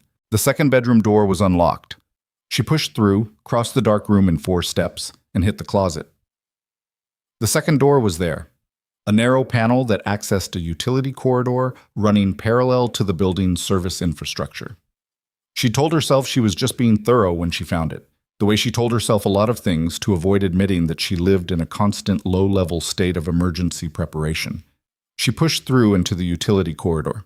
The corridor was narrow and unlit except for the amber emergency strips near the floor.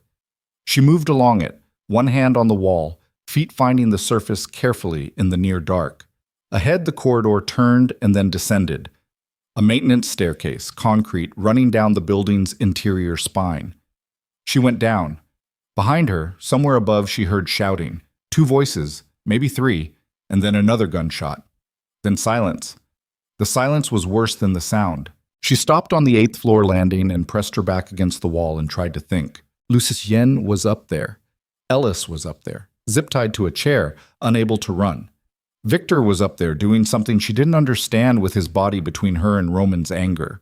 And Roman was up there with a gun and the backed-against-the-wall fury of a man whose operation was collapsing around him in real time, whose father's empire was being disassembled by documentation already in the hands of a prosecutor he couldn't reach. A cornered man was the most dangerous configuration of a man that existed. She pulled out her phone, dialed Declan's number. The number Lucien had made her memorize on the first night, the only number she'd added to her contacts since arriving at the penthouse. It rang twice. Declan? This is Morel. Lucien needs some... I know. She could hear traffic in the background, the rapid mechanical clicking of someone moving fast. I've been monitoring, heard the shots. Where are you? Service corridor, 8th floor. I came down from the penthouse. Is Lucien... I don't know. The words cost her something to say. She felt them leaving a hole. Roman's still in the building. Ellis is tied up. Victor... I don't know about Victor. Hold position. I'm 4 minutes out. The elevator's been held on the top floor. Roman controls it. I'm not using the elevator. A brief pause. How many of Roman's people are still standing? She thought about the 2 men who'd flanked him in the penthouse. The first going down from Lucien's shot. The second crashing into the bookshelves. Maybe none. Maybe 1. I didn't see clearly. Roman himself? Armed, left hand. He's injured on the right. Okay. Declan's voice was the voice of a man doing rapid arithmetic with lives as the variables. 4 minutes. She ended the call and stood in the amber-lit dark of the utility corridor and breathed. Then her phone lit up with an unknown number. She answered without speaking. Morel, Roman's voice, conversational, horrifyingly calm. I found your friend's phone. Ice moved through her from the throat downward. He's alive, Roman said. Lucien, in case you're worried, I need him alive to finish this, but he's also contained. So whatever you're planning, whatever your next move is, I'd encourage you to think about what his position is while you plan it. She said nothing. I know you're in the building, Roman continued. I know the service corridor on the east side. Victor was thorough in his briefings. He covered the building layout in significant detail. A slight pause. Come back upstairs. You come back, I let Lucien walk out. The documentation is already circulating. I can't stop that now. I know that. My father knows that. We're in recovery mode, not prevention mode. All I need is Reyes. Give me Reyes and Lucien walks. You walk. And Reyes? Reyes made his choices a long time ago. Like Victor made his. A pause. Yes. Then Reyes walks, she said. And you go find someone else to throw in front of your problems. Roman's voice went flat. The conversational warmth disappeared like a light going out. Come back upstairs. Last time I ask. No. She ended the call. Then she went back up. Not because Roman told her to, not because she trusted anything he said, but because Lucien was up there and Ellis was up there, and she had spent 23 years surviving by understanding one fundamental truth about the kind of men who had ever cornered her. They expected her to run. They built their whole plan around the assumption that she would run, because that's what they did. They frightened people and people fled, and the situation resolved itself in their favor. The one thing they never fully accounted for was the person who had nowhere left to run to. She took the maintenance stairs back up. 14 floors. Her knee was bleeding from the glass cut, leaving small dark spots on the concrete steps behind her. She breathed through it and climbed. At the top, she pushed back through the utility door into the second bedroom, crossed it, put her ear against the main door. Voices. Low. Male. The specific tonal signature of a standoff. Two people talking to manage distance rather than to communicate. She opened the door a crack. Roman had Lucian against the window. Not physically. He wasn't close enough for that. But he had the gun raised, and Lucian was standing 6 feet from the floor-to-ceiling glass with nowhere to go left or right. The harbor spread out black and enormous behind him through the window like a void that had been waiting for him specifically. Ellis was still in his chair. His head was down. Still breathing. She could see his shoulders moving, but not conscious. Somewhere during the 4 minutes she'd been in the corridor, something had happened to take him under. Victor was on the floor near the hallway entrance, not moving. Not the way a person who was resting wasn't moving. The other way. Morel's throat closed. Lucien was looking at her through the gap in the door. He'd seen it open. His eyes found hers and stayed there. Not signaling, not directing, just the visual equivalent of contact. Of two people who grew up in the same building, making sure they could still find each other across a room that had become a killing field. Roman had his back to her. She looked around his bedroom. The nightstand. A lamp. The closet. She'd been through the closet. Nothing useful. The window. No, 14 floors. That was a death sentence, not a solution. The lamp. She picked it up. Heavy ceramic base, maybe 3 pounds.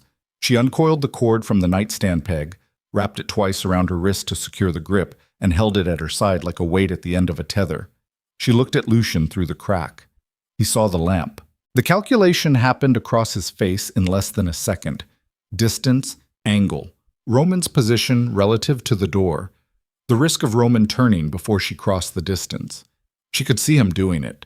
She'd watched him run those calculations all week, his brain working like a machine with human hands, and she'd learned to read the output in the set of his jaw.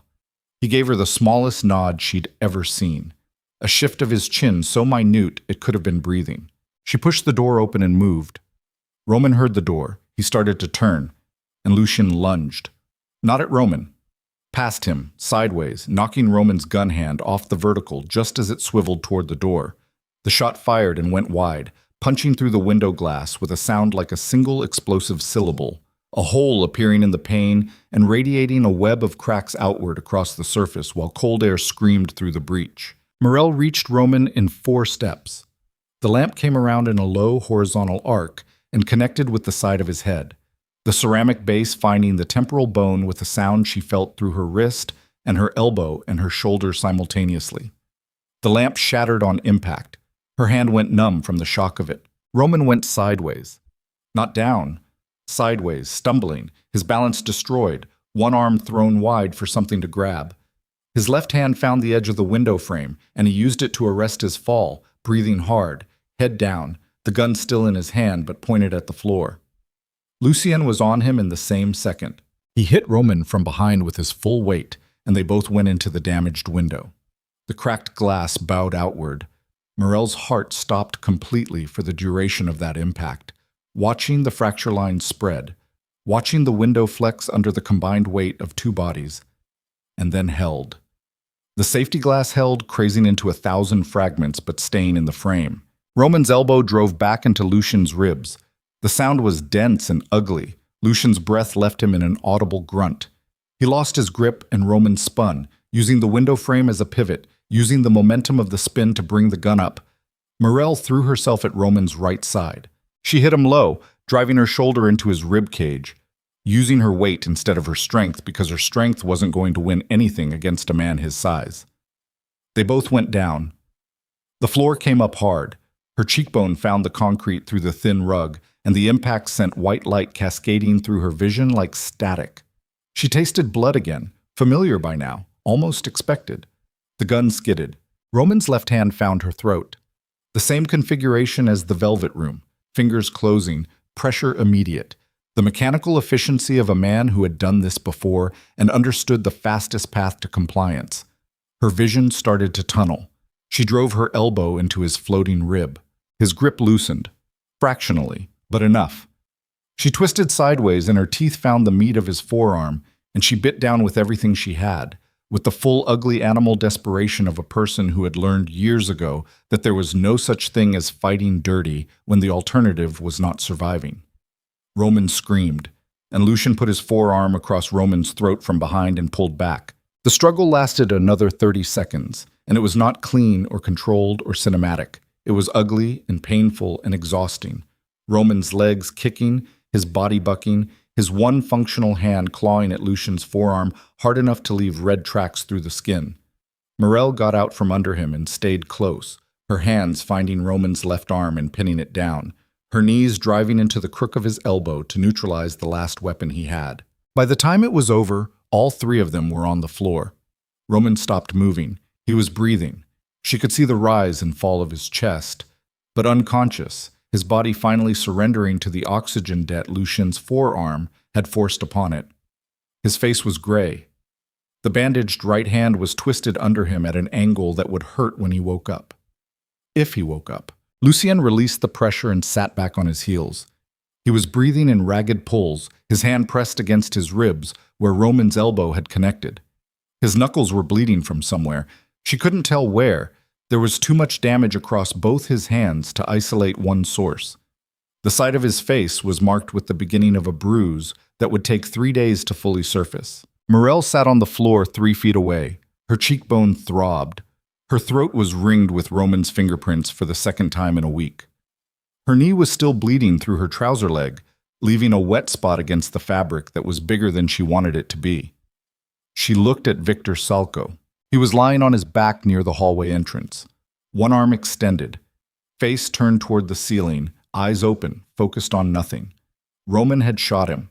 She couldn't see where, didn't want to cross the room to find out, felt the knowledge land in her chest like a stone dropping into deep water. 9 years. Whatever Victor had done and undone and tried at the very end to partially undo.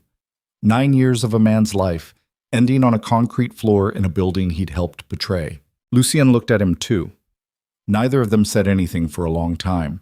The cracked window continued to scream with cold air. The city beyond it was indifferent and enormous and ongoing, its lights unchanged, its noise uninterrupted, doing what cities do while the small catastrophic dramas of individual lives played out inside their walls. Ellis stirred in the chair, a groan, one eye trying to open against the swelling. "Easy," Morel said.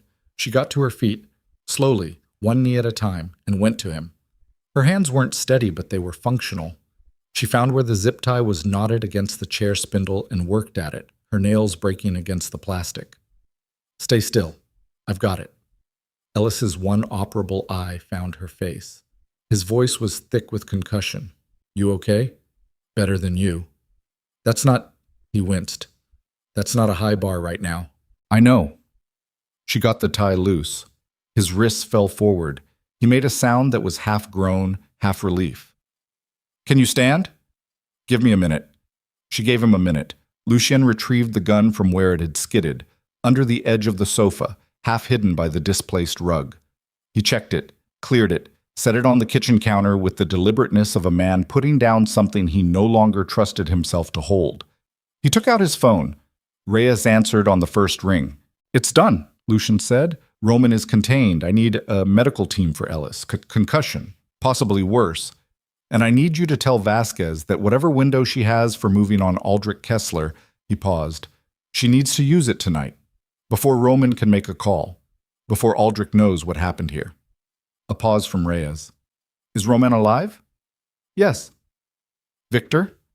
Lucian's eyes moved across the room. "No?" A longer silence. "I'm sorry." "Don't." The word was quiet and absolute. "Just get Vasquez moving. How long does she need?" "She's already moving. She's been waiting for this call for 3 years." Reyes's voice carried something that might have been relief, if relief could exist alongside guilt and exhaustion and the wreckage of a career and a conscience. Aldrich Kessler will be in federal custody before sunrise. Lucian ended the call. He stood in the ruined penthouse, the broken bookshelves, the scattered pages, the cracked window admitting January, Victor's body, Ellis bleeding through the chair, Roman unconscious on the floor. He looked at Morel. She was still crouched beside Ellis, one hand on his arm, watching Lucien with an expression he couldn't read and didn't try to. She looked like what she was, a woman who had been hit twice in the same week, who had driven an elbow into a man's ribs and bitten his arm and climbed 14 floors of maintenance stairs on a bleeding knee and was still somehow upright and present and looking at him. "It's not over," she said. "No. Aldrich. Vasquez will move on him tonight. And if she can't hold him, he has judges, lawyers. The documentation Reyes has will survive any legal challenge Aldrich can mount. The financial evidence alone takes years to unwind in court." He paused. "It's over in the way that matters. The operation is done. The women in those trucks, Vasquez can track the convoy with the Port Authority records. They'll be intercepted." Morel absorbed this. Her hand was still on Ellis's arm. The old habit of contact, human warmth deployed in the presence of damage, the instinct that predated all her learned hardness. "Victor tried to protect me," she said. "In the hallway. He put himself between me and Roman." Lucian said nothing. "I don't know what that means." "It means he made a different choice at the end than he made for 9 years. His voice was flat. Not forgiving, not condemning. Just tired. "People do that sometimes. It doesn't undo anything." "Does it count for anything?" He looked at Victor for a long time. The extended arm, the open eyes. "I don't know," he said. "I've been trying to figure out what counts for years." Somewhere in the building, an elevator motor engaged. Rising. The 3-digit floor indicator in the lobby clicking upward. Declan appeared 45 seconds later, moving through the fire door at the end of the hallway with Torres at his shoulder, both of them taking in the room in the rapid visual sweep of men who'd walked into aftermaths before and needed 10 seconds to assess what was salvageable. Declan looked at Ellis, at Victor, at Roman on the floor, at the cracked window and the broken shelves and the scattered debris of a night that had compressed months of tension into an hour of violence. Then he looked at Lucien. "What do you need?" Declan said. Lucien's hand moved to his ribs, a brief, involuntary pressure against where Roman's elbow had hit, the first acknowledgement he'd allowed himself of his own damage. His face registered it for 1 second before the discipline clamped back down. "Medical for Ellis first, then get Victor." He stopped, started again. "Get Victor taken care of." Declan nodded. He got on his radio, got on. Torres was already at Roman's side, zip-tying his wrists with the professional efficiency of someone who'd done this enough times that the motion was purely mechanical. Morel stood up. Ellis was sitting upright now, holding his own weight, his one good eye blinking slowly at the organized chaos around him. She stepped back and let Declan take over, kneeling beside the chair, checking Ellis's pupils, asking him questions in a low voice that she couldn't hear. She crossed the room to the window. The cracked glass held her at arm's length. She stood 3 feet back and looked through the fractures at the harbor below. The city spread out around the water in its totality. Billions of cubic feet of concrete and glass and steel. Millions of people sleeping or working or fighting or loving in the vast indifferent dark, doing the 1,000 ordinary things that ordinary life consisted of, while somewhere in the harbor district, trucks were being intercepted and women were being found, and a man named Aldrich Kessler was about to receive a knock on a door he hadn't expected. The crack in the window caught the light from behind her and threw a fractured reflection across her face. She looked at herself in the broken surface. The split image, the distorted geometry of features fragmented into a dozen slightly different versions of the same face. She heard Lucien stop beside her. He didn't touch her. He never touched her unless there was a specific reason for it. She'd noticed that all week, the careful architecture of his proximity. He stood close enough that she could feel the heat coming off him, the warmth of a body that had just spent everything it had on an hour of violence. "It's done," she said. "Almost. What's left?" He was quiet for a moment. The wind came through the cracked glass and moved between them. "Your testimony," he said. Vasquez will need it. Formally. On record. He paused. It means standing in a room and saying what you saw. With your name attached. I know. It'll put you in the middle of a federal case. Your name in documents. Reporters, eventually. I know, Lucien. You don't have to. I know. She turned from the window. He was right there, closer than she expected, the bruise forming along his jaw, his eyes dark and exhausted and still carrying that quality of deep water where you couldn't see the bottom. I was there. I saw it. I'm not going to pretend I didn't because it's inconvenient. He studied her face, the bruised cheekbone, the fingerprints on her throat, the dried blood at the corner of her mouth. I'm sorry, he said. She blinked. For what? For this week being, he stopped. For a moment, the composure thinned and she could see the actual damage underneath it. The grief for Victor, who he'd trusted and mourned in the same 48 hours. The guilt for Marcus and Danny and Reeves. The accumulated weight of a man who had built everything he had from nothing and watched pieces of it burn in real time. For dragging you into this. You didn't drag me. I called you. You called me to get out of a freezer, not to become a material witness in a federal trafficking case. Those turned out to be the same thing. He almost smiled. The corner of his mouth moved a fraction of an inch and then stopped, as if the muscles required for it had been inactive long enough that they'd partially forgotten their function. She turned back to the window. Outside, far below, a convoy of police vehicles was moving along the harbor road. Lights going, no sirens, the silent urgency of an operation that didn't want to announce itself before it arrived. Vasquez, she thought, moving on Aldrich. Or it was something else entirely, moving toward them, and the night wasn't actually over. Her phone buzzed. The unknown number. Reyes. One message. Aldrich Kessler arrested at his home in Newton at 2:47 a.m. A G's office has custody. Vasquez sends word. Hold everything you have. She's ready to move. Morel exhaled. Beside her, Lucian's radio crackled. Declan's voice. Medical on the way up. Torres has Roman secured. And Lucien. A pause. There are 2 federal vehicles outside, a G-plates. They're asking for Reyes. Lucien keyed the radio. Send them to Fort Point. He's waiting. The radio clicked off. From behind them, Ellis's voice, clearer now, the concussion shaking loose its worst grip. Someone want to tell me what I missed? Everything, Morel said. Great. He paused. Is Lucien bleeding? Yes, Lucien said. Are you going to do something about that? Eventually. That's... Ellis coughed. That's not reassuring. The elevator doors opened down the hall. Paramedics, moving fast, equipment cases in hand, filling the space with the purposeful, controlled energy of people trained for damage.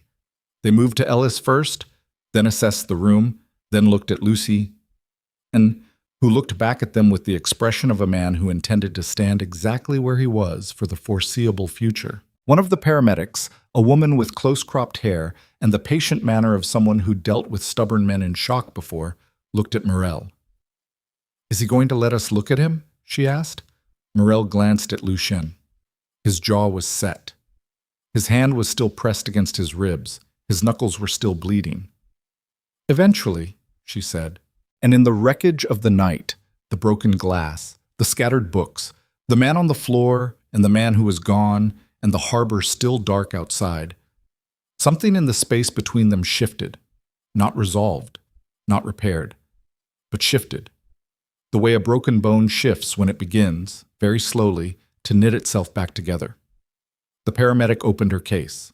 Roman Kessler lay zip-tied on the concrete floor, beginning to stir, returning to a world that had changed fundamentally while he was unconscious, a world where his father was in custody, his operation was dismantled, his protected pipeline had been severed at every junction, and the woman he'd put his hands around twice in 1 week was... Roman Kessler woke up to the sound of his own name. Not spoken loudly, not with contempt or satisfaction, just stated, flat and clean, the way a doctor reads a name from a chart, clinical, stripped of everything except the syllables themselves. He opened his eyes to the harsh overhead light of the penthouse, and the face of a woman he didn't recognize, crouching 3 feet away, holding a badge wallet open in front of his face. Roman Kessler, she said again, I'm Hannah Vasquez, Special Counsel, Attorney General's Office. You're under arrest for conspiracy to commit human trafficking, interstate transport of persons for illegal purposes, obstruction of justice, and the murder of one Victor Salco." She paused. "There are 11 additional charges. I'll read them to you in the car." Roman stared at her. His wrists were bound. His head felt like something had broken inside it, a deep, resonant ache radiating from his left temple outward in concentric rings of pain. The bandaged right hand throbbed in its own separate rhythm. He was on the floor of his own penthouse, and the room around him was full of people he didn't control. He said nothing. Vasquez stood. She was 40, maybe 42, with dark hair pulled back from a face that had the particular worn clarity of someone who had spent years inside difficult things and emerged on the other side knowing exactly who they were. She moved with the economy of someone who had earned her authority rather than inherited it, and she looked at Roman Kessler with an expression that wasn't triumph, wasn't even satisfaction, but was instead the quiet, exhausted recognition of a task finally completed. Two of her people lifted Roman from the floor. He went upright without fighting it, which was somehow more unsettling than resistance would have been. He looked around the room once, at the broken bookshelves, the cracked window, the chalk line of absence where Victor had been before someone covered him with a sheet. And then his eyes found Mireille. She was standing near the kitchen counter, her arms crossed over her chest, her cheekbone bruised dark against pale skin. She looked back at him without expression. Not with anger, not with the satisfaction she might have expected to feel. Just looked at him the way you look at a wreck after you've walked away from it, with the detached acknowledgement of a thing that nearly destroyed you but didn't. Roman's jaw tightened. "This doesn't end here," he said. His voice was thick, congested with blood from a nose that had been hit at some point in the last hour. Your father is in federal custody in Newton," Vasquez said. "He was arrested 47 minutes ago. His legal team is aware and is presently experiencing the discovery that the documentation against him is comprehensive enough to require approximately 14 separate attorneys to address, none of whom he's had time to retain." She tilted her head slightly. "The charges against Aldrich Kessler exceed yours by a significant margin. You're not the priority anymore, Mr. Kessler. You're just the door we came through." Roman looked at her for 3 seconds. Something moved through his face, a progression that started with defiance and traveled through calculation, and arrived, finally, at something that might have been the beginning of understanding. The understanding that the machinery he'd been relying on all his life, his father's money, his father's connections, the network of favors and threats and purchased silences, had been disassembled in a single night by a woman with a badge and 3 years of documentation she'd been waiting to use. They walked him out through the elevator. The doors closed. The penthouse was quieter without him in it. The quality of the silence changed, less pressurized, less pending.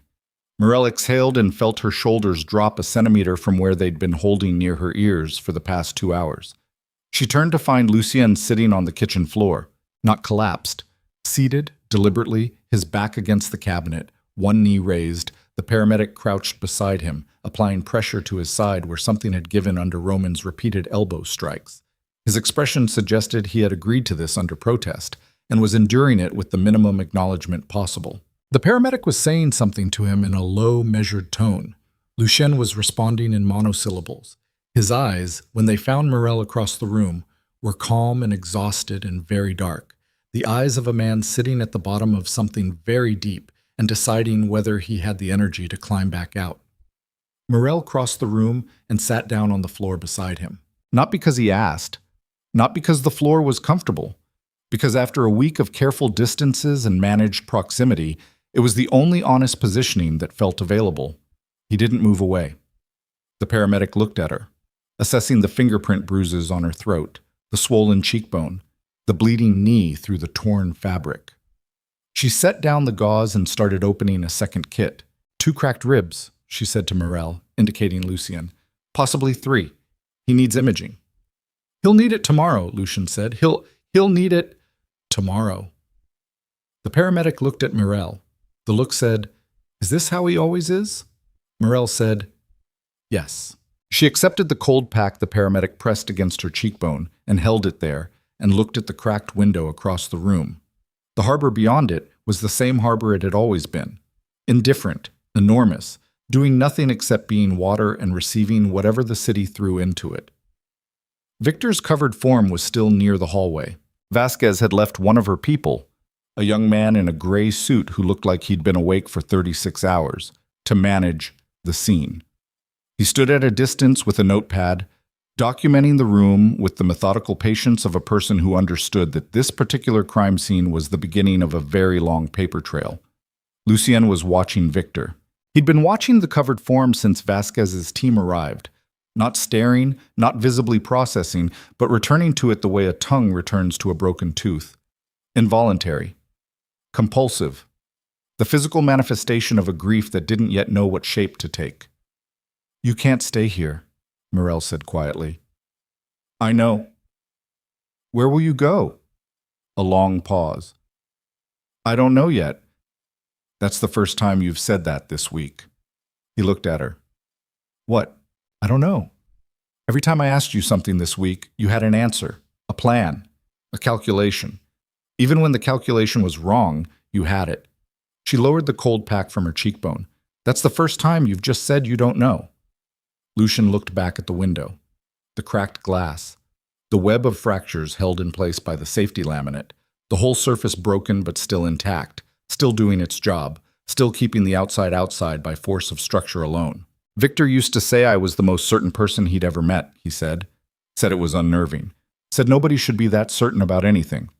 He wasn't wrong. No. A breath. He wasn't wrong about a lot of things, at the end. Morel didn't offer comfort.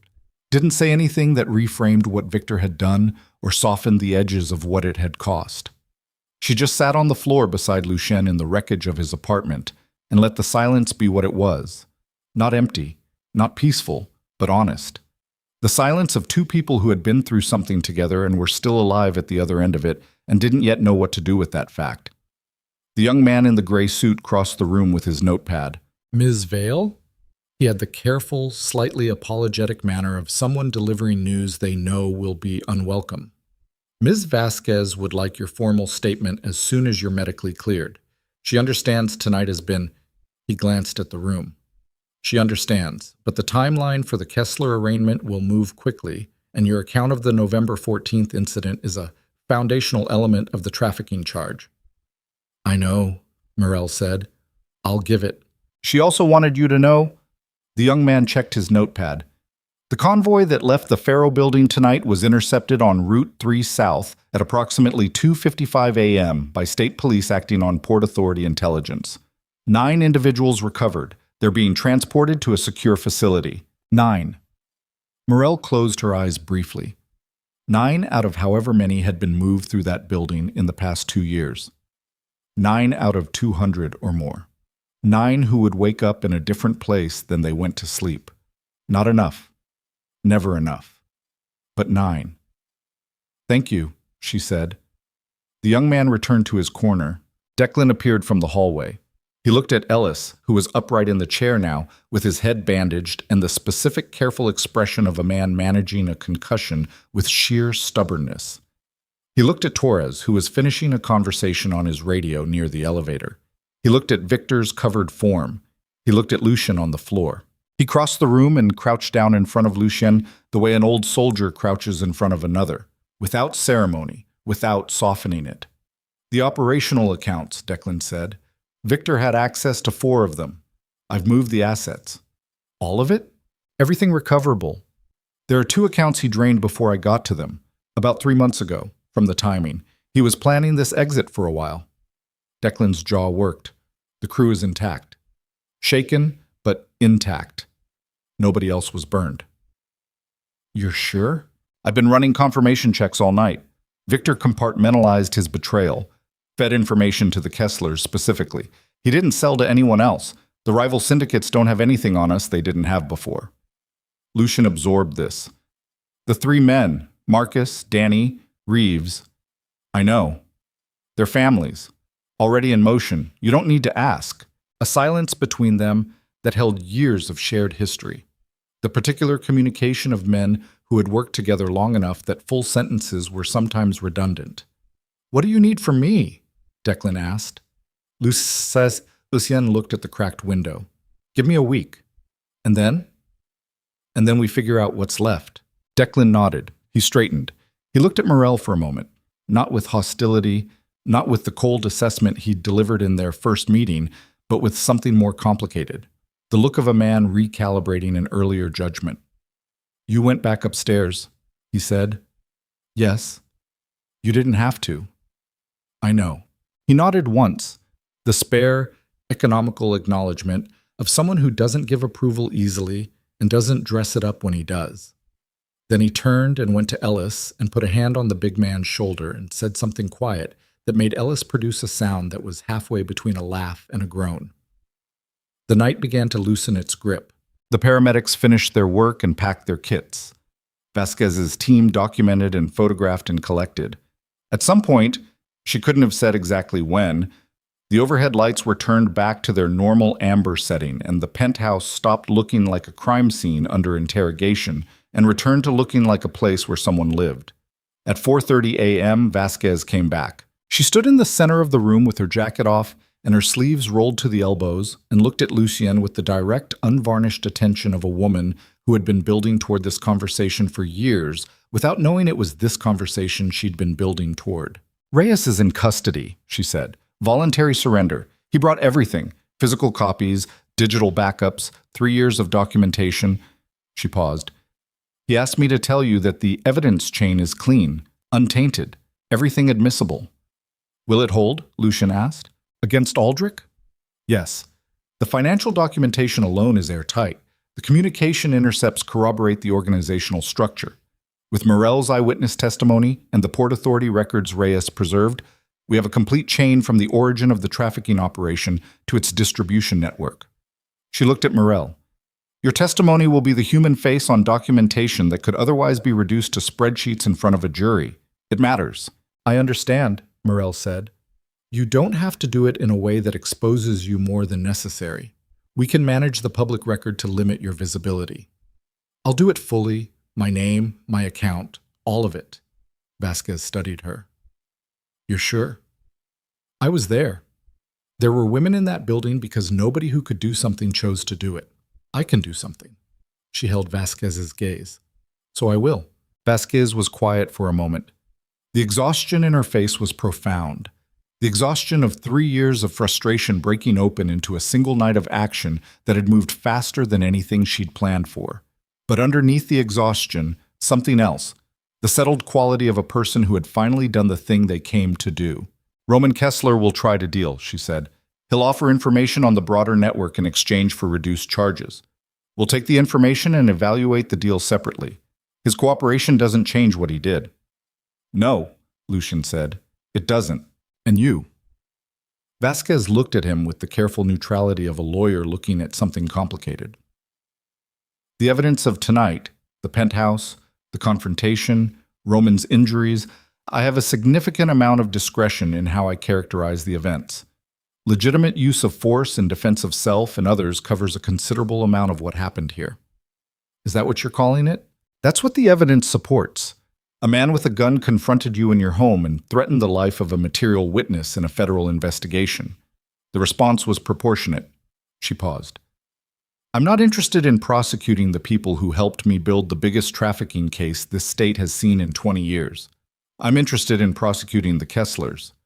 Lucien looked at her for a long moment. What do you want from me? Nothing tonight. Long term. She reached into her jacket and produced a card, set it on the kitchen counter. There are other operations like the Kesslers in this city. Other pipelines, other protected structures. Things that don't respond to official channels for the same reasons this one didn't. You're asking me to be an asset. I'm leaving you my card. She retrieved her jacket from the chair where she'd draped it and put it back on with the practiced efficiency of someone who'd been moving through the world in professional armor for so long it had become second nature. What you do with it is your decision. She left with her team in a quiet convoy that departed the building in the gray pre-dawn and dissolved into the city without fanfare, the way decisive things often do. The penthouse was still. Ellis had been taken to a hospital 2 hours earlier, concussion confirmed, orbital socket intact, prognosis good, temperament impossible. Torres had gone with him. Declan had cleared the last of his people from the building and gone to manage the operational fallout of a night that had redrawn several important boundaries in the city's criminal geography. Lucien and Morel were alone in the penthouse for the first time since the night she'd arrived. He was standing at the cracked window. She stood behind him, 10 feet back, looking at his profile against the harbor dawn, the sky going from black to the deep blue-gray that preceded actual light, the harbor catching it in flat silver panels between the ships. The bruise along his jaw had deepened. He was holding himself slightly turned to favor the cracked ribs, the compensatory posture so subtle that only someone who'd been watching him all week would notice. His hands were bandaged now, both of them, the paramedic's work neat and white against the dark of his jacket. He looked like a man who had been in a war, because he had been. A war of his own construction, fought on ground of his own choosing, for reasons that had started as survival and become something else over the years. Something she didn't have a clean word for. Not virtue, not justice. Something rawer than both. "The building is compromised," he said. "Victor gave Roman the address. It'll need to be vacated." "I know. I'll have Ellis set you up somewhere. Temporary but secure. Somewhere you can sleep and eat and—" He stopped. "Somewhere normal, while the legal process moves." Lucian. "It'll take months, the Kessler case. Your testimony will be scheduled, prepared. Vasquez's people will prep you. You won't be standing in front of a courtroom unprepared." Lucien. He stopped talking. She crossed the room to stand beside him at the window. Close, closer than the careful distances of the past week, close enough that their shoulders almost touched. The cracked glass in front of them fractured the harbor view into a dozen adjacent panels, each one showing a slightly different angle of the same water, the same sky, the same slowly arriving dawn. "Where will you go?" she asked. A long pause. He looked at the water. "I don't know yet," he said, for the second time. But this time, it didn't sound like admission. It sounded like something slightly different, like the beginning of a space where something else might eventually grow. "The card she left," Morel said. "I saw it." "Are you going to use it?" "I don't know." He turned his head and looked at her, the full, direct look that he rarely gave, the one that made the distance collapse and showed the actual person underneath the architecture of control. The dark eyes, the exhausted face, the old scars and new bruises, and the thing behind all of it that had no name except perhaps the word survivor, applied to someone who had survived so thoroughly that they'd forgotten what they were surviving for. "Are you going to try to talk me into it? No? Or out of it?" "No." She held his gaze. "It's your choice.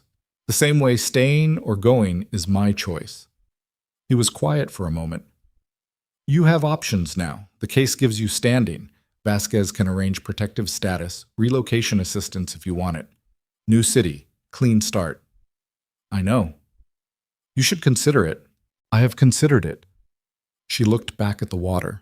The sky was lightening.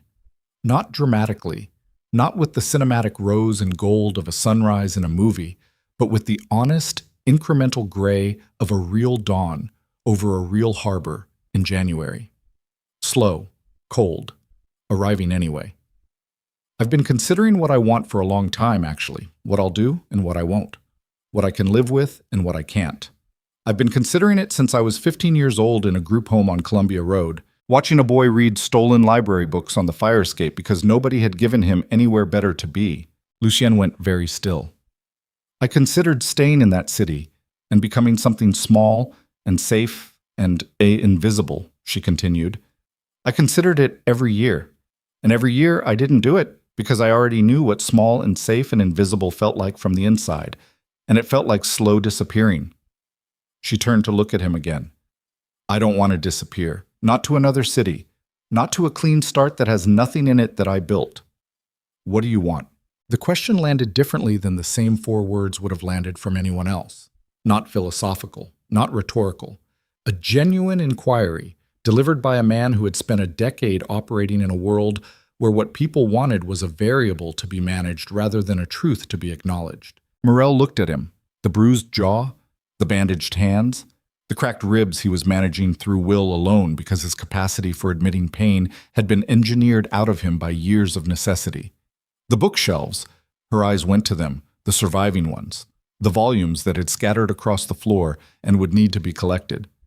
The taped spine paperback she'd held in her hands 3 days ago was somewhere in that pile, its marginal notes still faint but intact. "I want to testify," she said. "I want to stand in a room and say what I saw, with my name on it, and I want it to count for the women in those trucks, and the ones we couldn't get to in time, and the ones that came before all of them." She paused. "And then I want to figure out what's next. Not in another city. Here. Here is complicated. Here has always been complicated. That's not new information." Something moved through his face. The same thing she'd seen at the window in the moment before the lamp, in the moment before he nodded. That brief, lightning-fast surfacing of something real before the discipline clamped back down. Except this time, it didn't clamp back down entirely. This time, it stayed at the surface a fraction of a second longer, long enough. "I'm not a good option," he said. "I didn't say anything about options. Morel, you drove through a city in the middle of the night because I whispered 4 words into a phone." She held his gaze. "You could have sent someone. You sent yourself. I want you to think about why you did that." He looked at her. His jaw worked once, the muscle beneath his skin. "I thought about it," he said quietly. "Every night for 4 years I thought about it. What you were doing, whether you were okay, whether the choice you made to stay out of all of this was the right one, and whether I should just let you have it. And then you called and I stopped thinking about it and drove." The harbor brightened another degree. The first gray-white light of actual dawn. Not the sky, but the water, catching it first. The surface going from flat silver to something that held depth. Morel reached out and took his hand. His bandaged hand, carefully, the way you hold something that's been damaged and is in the process of deciding whether to heal. He looked down at it, then up at her. His fingers closed around hers with a pressure that was neither desperate nor casual, but something in between. The grip of a man learning in real time that contact was something other than a tactical necessity. They stood at the cracked window and watched the harbor come into the light. Not talking, not planning, not calculating exits or managing distances or building architecture around what couldn't be said. Just standing in the wreckage of a night that had cost everything it had charged them and watching the water do what water does. Hold the light when it finally came, cold and flat and completely without sentiment, but there.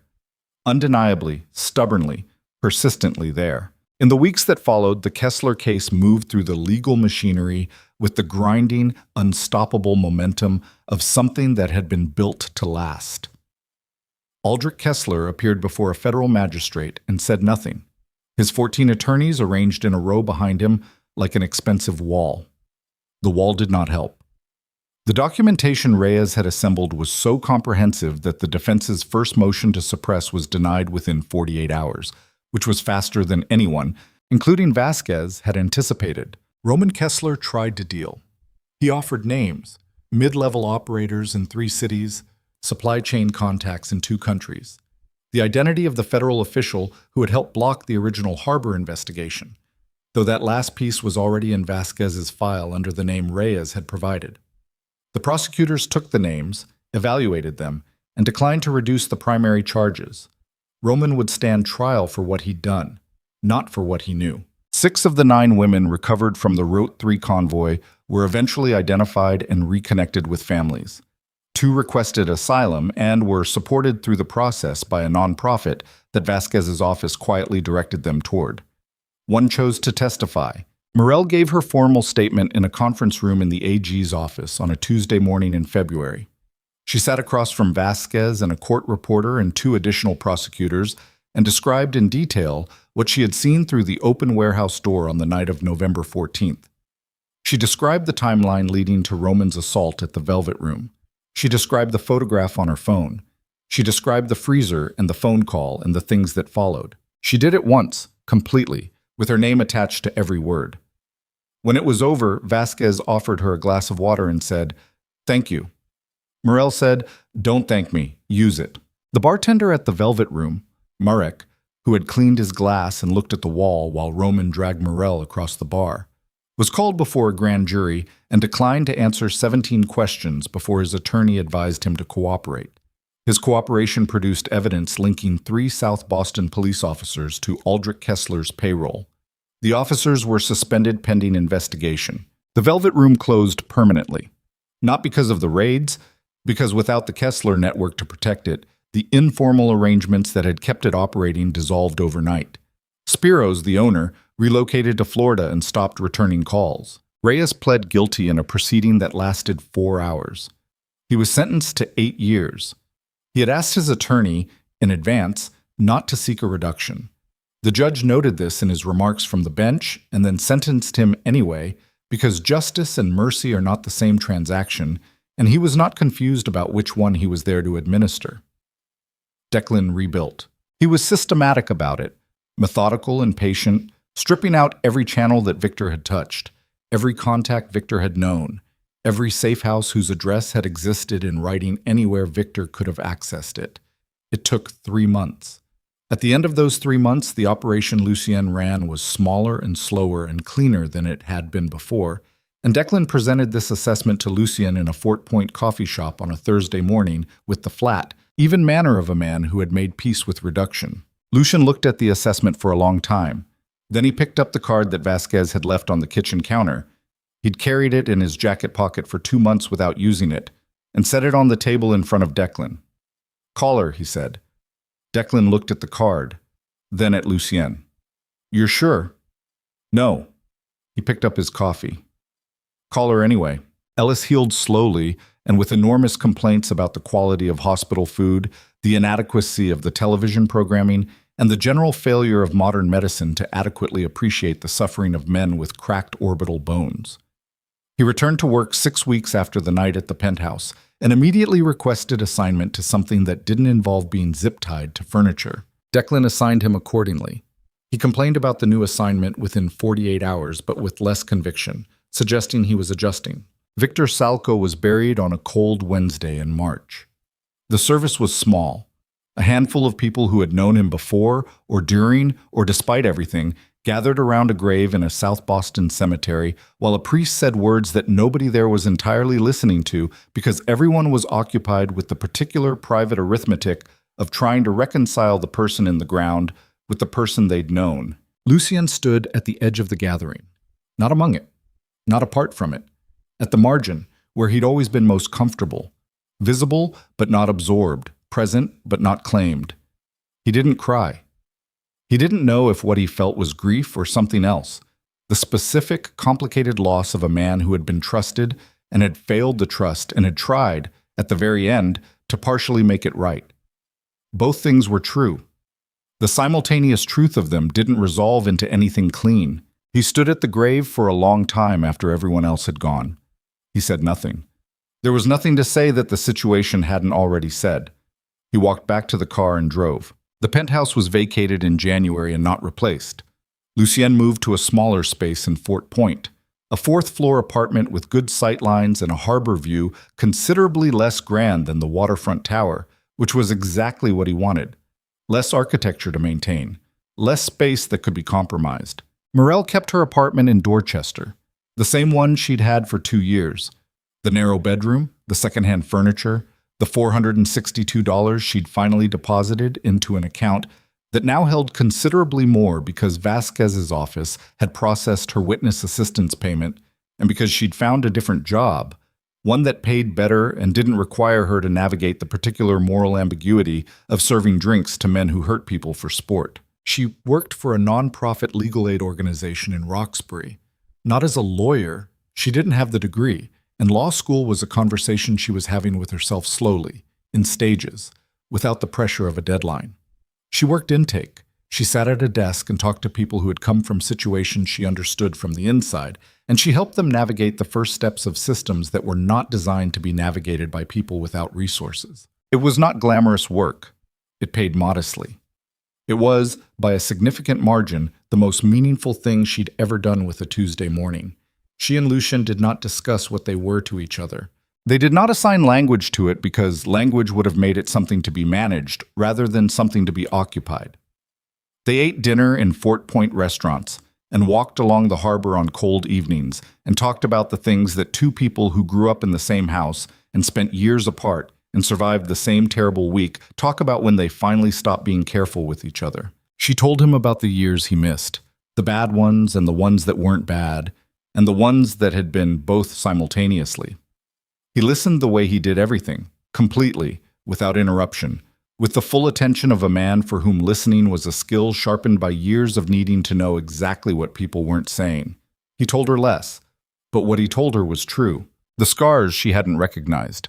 A knife fight in 2019 that had been closer than he'd admitted to anyone. The insomnia. Not recent, not caused by the Kessler case, but chronic and old and traced back to nights in the group home when sleeping meant lowering your guard. The guilt.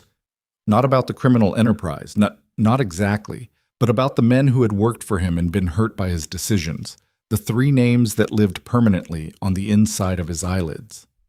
Marcus, Danny, Reeves. He said their names out loud one evening, sitting on her couch with the television off, and the city sounds coming through the window, the way you say the names of people who are owed the small dignity of being spoken. She listened. She did not offer absolution. She had none to give, and he wasn't asking for it. She just listened and let the names exist in the room between them without rushing to fill the silence with something more comfortable. In April, the Kessler trial began. It lasted 6 weeks and received the kind of local media coverage that reminded the city of what it preferred not to know about itself. The financial evidence was read into the record. The communication logs were played for the jury. The 9 women recovered from the Route 3 convoy were described, carefully, with their identities protected, through the testimony of the state troopers who had intercepted the trucks. And then Morel Vale took the stand. She sat in the witness box in a gray blazer she'd bought for this specific purpose and looked at the jury. 12 people assembled from the ordinary fabric of the city, 12 people who had never had their throat held in a man's hand or locked themselves in a freezer or climbed 14 floors of maintenance stairs on a bleeding knee. And she told them what she had seen. She told them clearly. She told them calmly. She told them without the wavering or the deflection or the careful non-commitment of someone who is afraid to be believed. She told them because the women in the trucks deserved someone willing to stand up and say, "This happened. I was there. I am telling you it happened." Roman Kessler's attorney cross-examined her for 3 hours. He questioned her credibility, her character, her relationship to the primary defendant's adversary. He implied, carefully within the rules of evidence, that her account had been influenced by her connection to a man with criminal interests of his own. Morel answered every question directly. She did not become angry. She did not qualify what she'd seen. She did not retreat from a single detail of her account. At the end of the 3rd hour, the attorney sat down. The jury deliberated for 2 days. Aldrich Kessler was convicted on all primary counts. Roman Kessler was convicted on trafficking conspiracy, obstruction, and the murder of Victor Salko. The verdicts were read on a Thursday afternoon. Morel sat in the gallery and listened to each one and felt, for each one, not triumph, not the clean, sharp satisfaction she might have anticipated, but something quieter. The sound of machinery completing a cycle. The particular weight of something being finished that should have been finished years ago.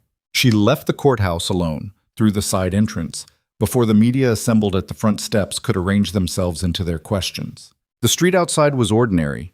Foot traffic, parked cars, a bodega on the corner with a handwritten sign in the window.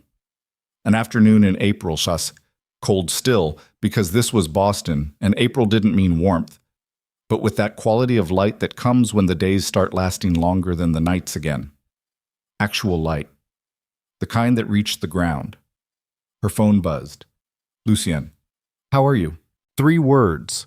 For a man who communicated primarily a necessary minimum, it was essentially a paragraph. She looked at the message for a moment, at the courthouse behind her, at the street ahead. She typed back, "Ready to go home." A pause. Then, "I'll make dinner."